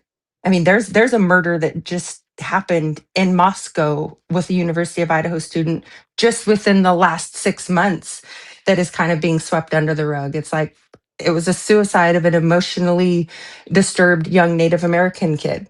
That's the third unsolved Native American student attending at the University of Idaho. So this institution actually also sits as a land grant institution on the ancestral homelands of the Nez Perce people.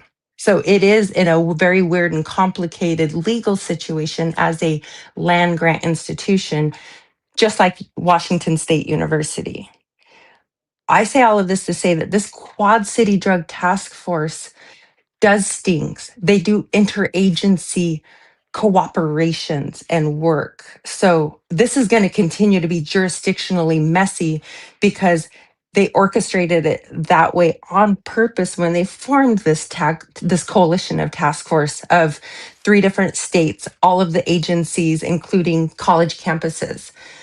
I already know that there's more to this than meets the eye. And I know that people are like, it goes back to the Nick Mowich situation. And people can, put any, kind of, thought into that. It's not just me being Mary Jane and, working in the cannabis industry and doing, like this is, I think if anything, that allows me the opportunity to have another level of thinking, thought, and reflection. But in the theory at the end of the day is there are very educated, deep money people that have a vested interest in the drug cover up of this. And I know that in my gut. I can feel it. And I appreciate the caller earlier saying, like my family thinks I'm crazy. My son is in one of the frats at the University of Idaho. Trust me, I am not popular with some of my thoughts and theories. My husband thinks I'm a little bit crazy. He thinks that the Hive and people of the Hive mind have and could be spending their time and effort in a better, more positive direction in light of the current political and global unrest that we're in. But he also doesn't understand that this is a part of that sweater that is really fucking pretty. But if you pull on that one thread, it unravels the whole sweater. It really, really does. So I see why a lot of these parties have a vested interest in saying, just leave that thread alone, stop pulling on it. You're going to undo the whole goddamn sweater. And that's it. So don't go anywhere. First of all, okay. Just unbelievable, very well laid out. That's one of my favorite things when people call in. When they lay out their theory, there's emotion in it, like what you just had, and I think you were spot on. That I do have a couple of questions for you if you have a minute still. But great job laying that out. And do you have a minute still? I do. Okay. Can you go back to, because I'm familiar with what they did after the murders with the house and legally exchanging ownership and the donation and things like that. What I want you to talk about, and if you could, can you break down the task force dynamic of that, where legacy members, and then you had talked about the Quad City Task Force part. Can you go back to that? The Quad City Task Force itself, I think, is worthy of more data and analysis from the Hive itself, at looking who some of the agency key heads are, the universities that they graduate from, and their affiliations with these specific fraternities at the University of Idaho and Washington State University and some of the other surrounding universities. Because as I mentioned earlier, the local campus chapter is one thing, but they have this weird brotherhood to a larger chapter, a national chapter that is very more deep rooted. I mean, that's how one of the Washington State University fraternities lost their status in 2008 because of intensive Quad City Drug Task Force investigation, specifically around the pervasive drug use culture of that university, where they were allowing non-university students that were in cocaine and other drug trafficking. And so I think it's cute when everybody talks about like, oh yeah, we were just buying drugs from, or we would borrow drugs from our friends. No, this is more about uh, the fentanyl trade more than it is about like students, having a bump of Adderall to get through a difficult exam. So to respond to that, I agree when it comes to the way that the police ask about the Adderall or the blow. I feel like in that situation, when they say, we're not here to get people on that, it does sound genuine when the cop says it in all of the interviews with the frat boys, if you've listened to them, where it does seem like they're trying to get to a bigger fish, or they're trying to get to a bigger issue that may have caused it. Hence, who is Ethan connected to? Does he have, he's got these buckets of people. And is there any bucket that maybe they hang out with that you've heard about, but you don't know? And so that's a good point. The last thing that I'd like you to touch on again specifically, though, is when you said the housing and the task force with the Nez Pierce aspect of it. It was kind of midway through your call. You talked about how some of the ownership with that task force and the housing. Is that ringing a bell? That to me is, no, it's just, at the end of the day, even the University of Idaho is a land grant. Like it's kind of a legal fallacy. There's a specific treaty that's in place that has completely been railroaded to create this land grant institution before the state of Idaho was even created. So, you think about how these local county land title agencies, which are, like Mark Fry's wife, the chief of police, she signed off on this transfer after the unalivings in 2022. So there's this weird connection with locals always having their hands in the cookie jar. And for me, I just kind of take the 30,000 square foot view out, and like none of them at the end of the day can prove clear legal title to this land because of its original, the way that it was stolen from my people. And I'll just disclose that I am a member of the tribe. But it goes back to my tribal law enforcement also being a part of this Quad City Drug Task Force. They talk about it being Quad City Drug Task Force, but there are other agencies involved that complicate it and bring in the FBI, the DEA, and the tribal jurisdictions, because that is the home base for most of these drug dealers. Very similar to what's happening with the conversation with the Aryan nations and how they come into play. This is just people taking their gang politics inside of a prison, which includes a lot of the guards and a lot of the shot callers that make things happen inside of the prison that work outside. I used to serve on the Idaho Criminal Justice Commission as an ad hoc member. I used to be the director of Indian education for the state of Idaho. And through that role, I sat in on Idaho Criminal Justice Commission meetings. This is the Idaho State Police Chief, the Chief Supreme Court Judge for the Idaho Supreme Court, the chairman of the Idaho Sheriff's Association, all of these major interagency players, and their only role from meeting to meeting is CYA, how to keep sued, running private prisons as an agency that funds the private prisons, knowing that we have these problems inside of the prisons. I've had the chance to tour the prison that Brian is in. I've toured it. So I hear some of the talk about he's not going to Gen Pop until at least 5 years. He has no interaction. So people saying that they see him, hear him doing these things, yes, there are. I've talked to people that were incarcerated while Brian was incarcerated in Max, specifically to talk about the landscape of the politics inside of the prisons now. And they were like, no, that's like some bullshit. Like just on Easter Sunday, I was talking with ex-felon that is in a halfway house that just got out of Idaho Mats. Wow. And okay, so now, and I know that I'm taking up a lot of time with this call on your end, Mary Jane, but then also for the couple people backstage. So I apologize, but I want to take this opportunity to ask as many questions as you'll answer and that you have time for. So now, given all of that, I'd be remiss to not ask you, what do you believe happened November 12th or November 13th, and when all this happened, when all this had gone down? I think it goes back to the Xana's mom, and her role as an informant has a lot more to do with this. I don't believe that the kids were naive in their roles in the lucrative business of running rugs through the houses, and their chapter folks looked the other way. And I just think that it was a situation of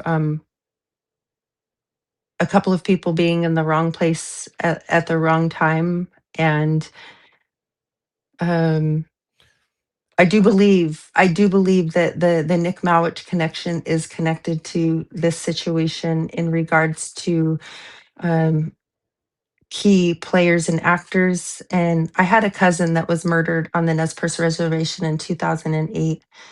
And I've never seen such a quick FBI investigation for a murder that was conducted by a convicted felon. It was almost like they were expediting an experiment on how quick you can clean up a crime scene. I felt that same gut check emotion when this happened. So I do not. I mean, I've seen it happen in real time. Like if somebody is shot while they're lying down, then there's a certain angle of blood spatter. There was no blood spatter in the crime scene when my cousin was murdered. I know this because my family showed up on site to clean up and do a spiritual ceremonial song when this happened, and the FBI allowed produce drivers to deliver groceries in the grocery store where my cousin was murdered in Stites, Idaho in 2009. So I already know that the FBI is really, really, really dirty. And if we trace their legacy connections to any one of these sororities or fraternities, we would find connections. The dots would absolutely be connected to their connections to these institutions and to these chapter houses. Wow. And I am very sorry for the loss of your cousin's life. And that is just what a call in, Mary Jane. So thank you so much. I appreciate you sharing all of that. I can't wait to go back and listen again to what you just said and what you laid out. Please, the next time that I do a call in, do not hesitate to buzz back on up here. Okay. Yeah, and I also let you know, like I'm here in Lewiston, and I'm actually I served as a local on the ground advisor for Olivia when she was kind of doing her local Olivia exploration G? because not Olivia G, TikTok Olivia. Oh, okay. Okay. And it was primarily because of the hostility that she had been facing. And during that time, I had actually had an alternative theory that if Brian had done this and he was stargazing, I knew that location and I had never seen anybody take a drive down there to show her exactly how expansive the back road was on the stargazing trail. So I took her to where Brian allegedly went stargazing so that she could see it herself, and then drove her to Kate's Coffee Shop, to Albertsons in Clarkston, Washington, and took her around the landscape, basically what would have been the 360 perimeter of the landscape of where Brian would have allegedly traveled, if that were the theory. Mary Jane, if I ever go out to Idaho to do some on the ground reporting, I'm hitting you up and I'd love to go on that same route if you'd be down. Because Please do. I would totally be down. This is my homelands. My people have been here for over 16,000 years. And like I said, there's been other unsolved murders of many people. And I felt like, again, it's gross to me that so much resources, not the attention, they deserve the attention, but the resources that were aligned for the cover up is really what chops my hide, when knowing that just recently Joseph Bonahal was murdered on the university in Moscow and there's some weird scenario around this case, and it is just basically put in the basket as suicide. That's crazy. I don't even really know what to say. I mean, you just laid it all out there as far as just the history of this, the area with the drugs and the connections. I love that you brought up not just the college-aged kids frat, but the organization as a whole. I think that goes over a lot of people's heads, knowing how high up the ex-members can be, and how that's not just like, hey, you graduate college and you're done. Oh yeah, no, we got Supreme Court judges that have chapter legacy from sororities and fraternities across the nation. No, it's unbelievable. And like I said, I just you get the GOAT award for that call in, Mary Jane. Thank you so much, and I hope you have a fantastic rest of your evening. Absolutely. Thanks, Birdie. Yep. Thanks, Hive. Cheers. Wow, that was great. Let's show Mary Jane some love. We got to get a birdie like smoking a doobie emoji now for Mary Jane. That needs to be created just for when she calls in.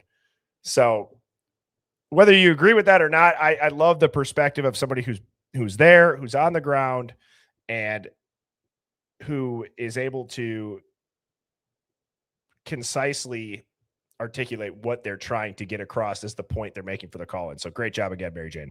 All right, we got Casey. Casey, how are you doing? I'm doing great. Can you hear me? Loud and clear. All right. I have a question on the Corner Club video at 1:15. Okay. Maddie I think she's talking to Adam. And all of a sudden Adam takes off and he goes and touches the back of the big guy at the Grub truck. He touches his back. They go to the back of the Corner Club, and Jack Showalter was there too, I believe. And when they come back, Jack flips Maddie off. And then Adam doesn't even say anything when he's walking by. So I'm just wondering, like, could that be when, she told Adam? Because he kind of acts, a little pissy when he's walking away. Well, I'll pull it up right here. Let's see. You said Okay. 115. So Yeah. let me. And I just thought it was kind of weird. He tapped that guy on, and then they all just kind of went and had a meeting. Well, it's right. So it's right in the beginning. Right? Yeah. Yeah. Okay. All right. So here we go.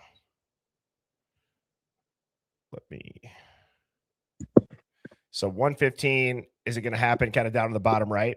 Yes. Okay. So you believe that this is Adam? I believe it is, but I'm not sure.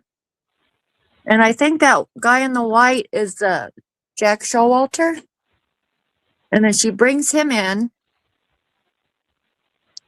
and he's kind of like, well. Yeah. And then you're going to say, so then, And does then anybody what? know? Okay. Oh, I'm sorry. I didn't mean to. Wait, did she just kiss? Did she just kiss him? It looked like it. I don't know if she kissed him or whispered something to him. What? And then Adam will take off and he touches that big guy back in the back. And then they all go to the back and have a meeting. So I don't know if that's when Maddie told Adam something. Hang on. I've never noticed this beginning part with this. Hang on. Okay.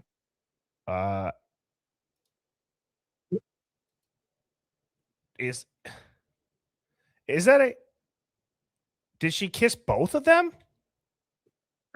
It's either like whispering, like, I don't know. It looks like more of a whisper, but I don't know. A whisper.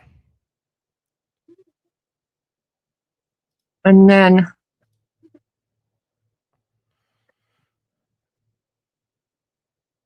if that's Adam, he'll leave her and go tap on the other guy, and then they all go to the back. And then when Jack comes back, he flips Maddie off. Like this in Jack? a joke. In the white? Yeah. Yeah. Okay. So he goes to the See back. now, okay. Adam just tapped that guy on the back.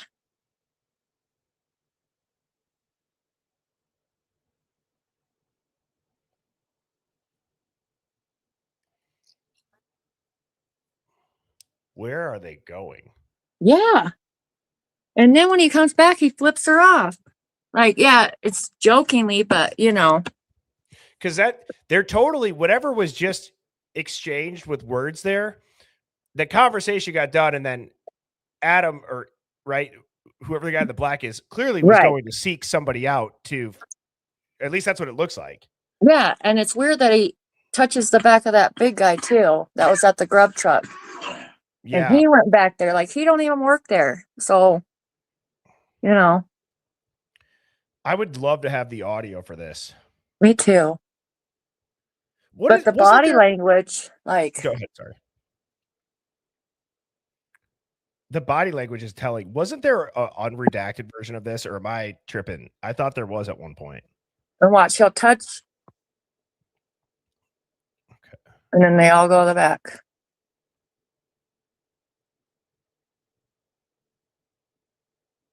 That's interesting. And I don't know how long they're in the back for. A couple of minutes, not long. And then Adam doesn't say anything to the girls, or if that's Adam, I'm not 100%, but he doesn't say anything to him when he walks back, and then Jack walks up and flips him off. But I don't know. Fast forwarding it. Do they come from behind the bar, or do they here he is right there. Nope. Is that him? They come from the back. Yeah, so he didn't say anything to them right there. If that's Adam. Maybe that's a different dude. These damn blurs. Jeez. I know.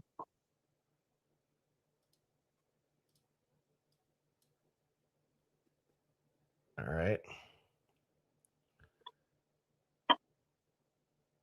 And then you can't see where they're walking in the back either, you know. That's all blurred out. And is that the last time on camera she speaks to Adam? It seems like, oh, wait. Okay, so now he comes back. I believe so. So he's coming back. They were gone for probably 4 minutes. Oh, he flips her off. Yep. This seems like a joking middle finger. Yeah, but they say when somebody jokes, there's some truth into it. Yeah, you know? I don't disagree. And then when Adam comes by, he don't even, if it's Adam.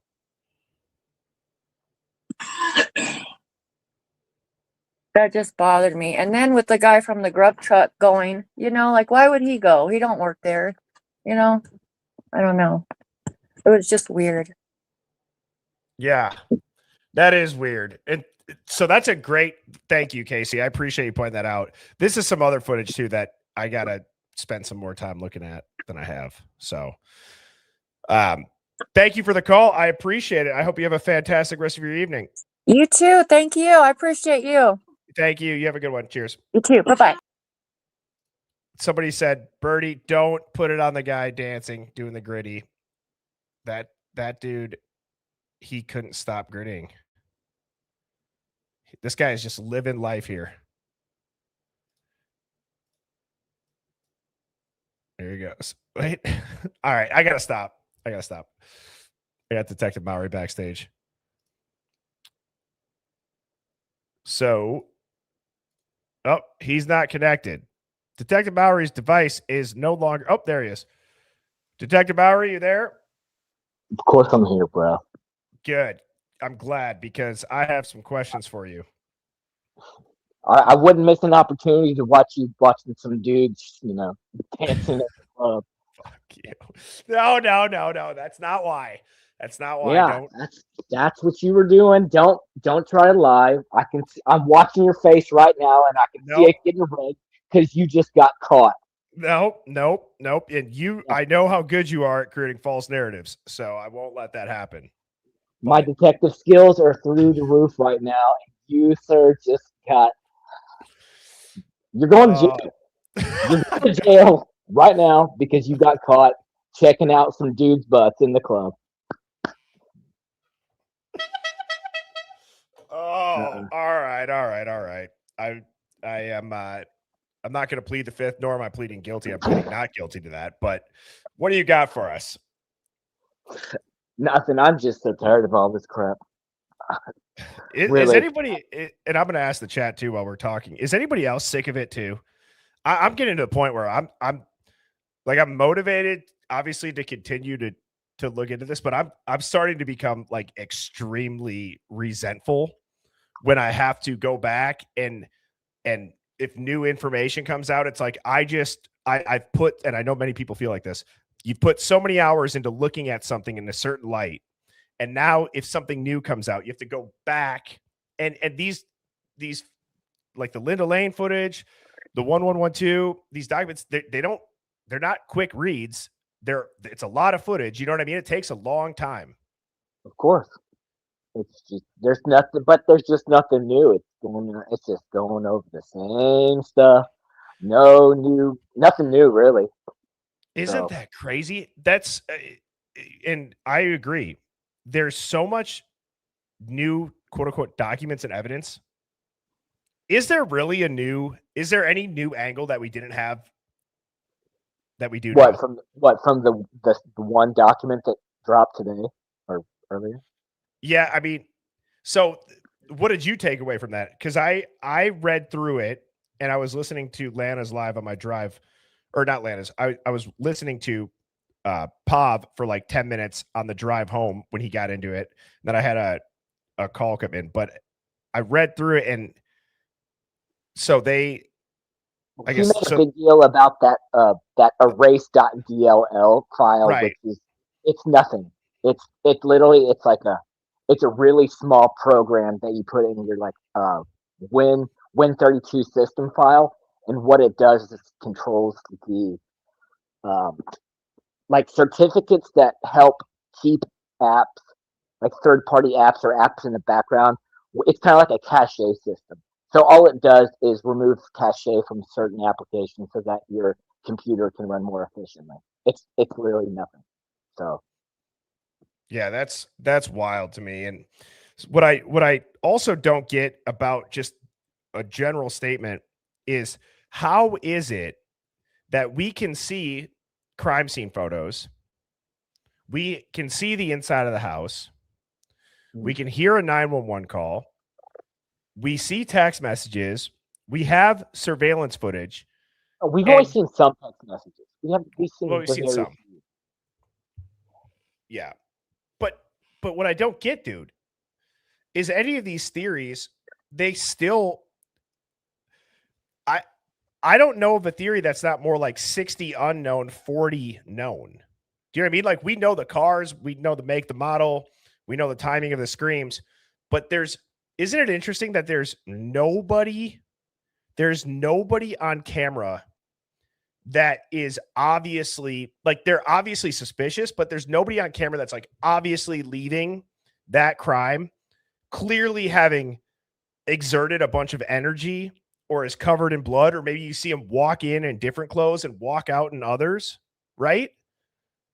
I think I would assume that the canvassing that the Moscow police did was just so terrible. I'm sure there is surveillance, or there was surveillance cameras, or somebody's ring cameras, and they just did not do a thorough search, and they missed out on having the right evidence to show what happened. I mean, come on. Yeah. How many people have ring cameras these days and all that shit? There's no way. They just did a sloppy ass job. They renumbered things. Their fucking crime scene person Sutton messed their stuff up. I mean, it was just a sloppy job all around. There's USBs with video evidence that nobody knows where they went. They weren't labeled. This was never going to be solved. Not really. Do you have an opinion on, so do you think that this is going to be corrected? What do you mean? Like, do you think that? I don't know what that means. Well, so let me rephrase that. You're right. Do you think that the investigation is going to be corrected from the standpoint of, even if you take Ann Taylor's arguments where she's saying no chain of custody, she's saying that, this information deserves to be public. Brian deserves to have this all heard in a public hearing because he's been crucified in the media. Do you think that any part of that narrative will be corrected officially? I mean, I don't know what you would I don't know what you would correct. I mean, it's her argument. Like that's kind of what Yeah. argument's for. Argument. That's why opening statements and closing arguments aren't evidence in trial because they're not. It's just kind of what the lawyer sees and how they argue the case, and so you can see it. You can see it from different perspectives and argue that way. Uh, they really don't have a duty to correct anything at this point. I don't think, and so. And I don't. You can't go back in time and redo chain of custody. I mean, it's already screwed. So what? I don't know what you would correct or how that would fix anything going forward. I mean, the evidence is either lost, destroyed, altered. People have already given it some weight, and they think that he did it. It's just I don't know. I don't see going in reverse at all on this. It's maddening, in my There's opinion. gonna have to be something. There'll have to be something major, some big thing that happens for that to even come up again, much less be corrected. Because I don't even know how you correct that on this stage for the last 3.5 years almost. Right. Oh. I mean, it is crazy to think about. Do you? I want to get your thoughts on what Blue Eyed Candy had sent for a super chat. Thank you to Blue Eyed Candy and Carrie Johnson for the super chat. So, what's your thoughts on the task force? Because Blue Eyed Candy said the task force can tie together a bunch of these theories. How do you get people in high and low places involved with each other? You could tie University of Idaho, Washington State University, Brent K, being Kopaka, obviously, Brian Koberger, prison gangs, frats. I don't think that she's wrong in that statement by any means. I think what's hard for a lot of people to wrap their head around is probably that kind of the saying of, yeah, but think of how many people would have to be involved and think of all those moving parts. And my rebuttal to that is right, but they can do it and they have done it in the past, right? It's just weird to maybe apply it to a local small college town stabbing. What do you think? I mean, the Quad City Task Force, it's just like it's a police club. It's a club for people from different things to get together to go. I mean, it's nothing more than what Congress does when they have these oversight committees that do things. It's just a couple people from different parts and they get together and like, we're going to go bust down Jerry's door and pick up all the cocaine. We're going to do this next. It's just a little app. They get bored. They want to have their little cop parties and belly button tickles, and they just get together and go bust down some doors. But they might have something. The frats, and I can tell you, I was in a fraternity in college. Those guys are fucking idiots. They're stupid. There's no way that it would be a secret. I mean, there's just no way. They're idiots. The college guys are stupid. That's just what it is. I feel like somebody would have ratted too. I really do. I feel like somebody would have ratted with pressure put on them and their future at risk. They would have for sure ratted that out, in my opinion. Well, do you know how many guys would use whatever secrets they have to pull girls? Like, hey, guess what? I know, and you don't. It would have gotten out. Oh, and speaking of the dudes clone girls, I ask this question almost every time in chat. Where is the jizz? Where is it? Where's the jizz? Where's the man juice? That crime scene. There's 6 people living there, and I've seen no semen on anything. Tell me I'm wrong. Like they didn't blacklight it. I mean, I'm just saying, you have 6 people there. They're college age students. Where is it? There's zero chance. From an actual standpoint of evidence, yeah. Is there any? Yeah. Where is it? It's there. It has to. It's got to be there. I mean, it definitely opened up a suspect pool. There's no doubt about that. You see that in CSIs all the time. I feel like the show CSI, that was their first thing that they looked for was jizz. Yes, I know. I can guarantee you, if you blacklighted those girls' rooms, there's a pretty good chance there's going to be jizz everywhere. And I haven't seen any report about black lights or testing of their fluids, and I can't imagine any college house, much less with 6 people, having 0. No, that's crazy. I don't believe that for a second. there's got to be jizz in the house. Wow. Well, I'm telling you, it sounds stupid, but it's mind-boggling.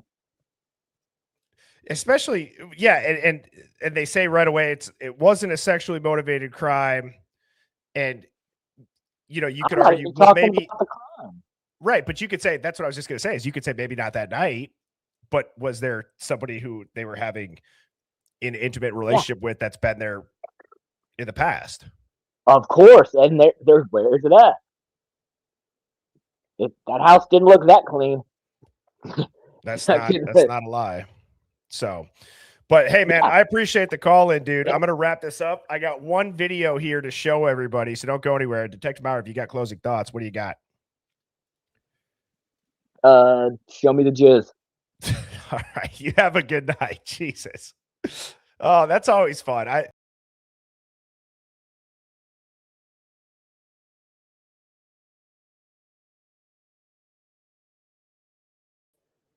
Jeez, we must have hit the threshold for the limit of how many times you could say jizz before YouTube takes you down.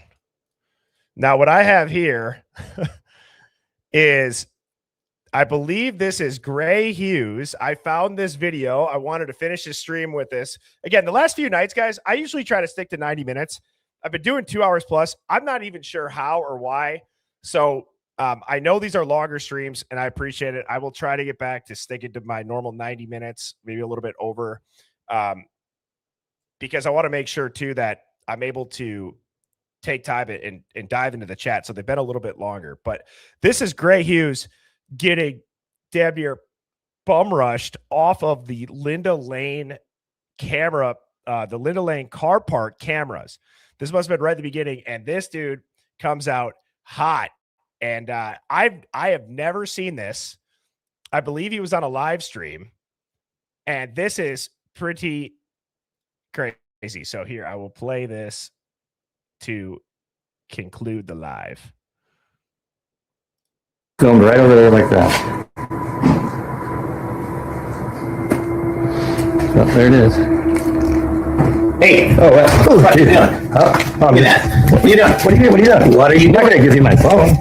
What are you doing? Who are you? Well, I'm live. What are you Who are you? What are you doing? Come here. No. What's wrong? Well, what are you doing chasing me You're around? trespassing. I was walking on public. No, it's not public. Posted right there. No Well, I trespassing. came over here, though. Doesn't matter. That's not public. Okay, well, You sorry. know this is private property. Well, it's a parking lot. No, that's parking Why are you lots getting are really- private property. Why are you getting so close? Because people like you keep turning all this crap into bullshit. No, I'm doing and a true harassing. No, bullshit. You're harassing Well, everyone. I'm doing it the... You're harassing me and my tenants Well, I by apologize. being here. All right, I'll take it. Get out of here. What's your name? Dude, see, I'm not going to lie. That would be... I hope that if I ever go out there that does not happen, because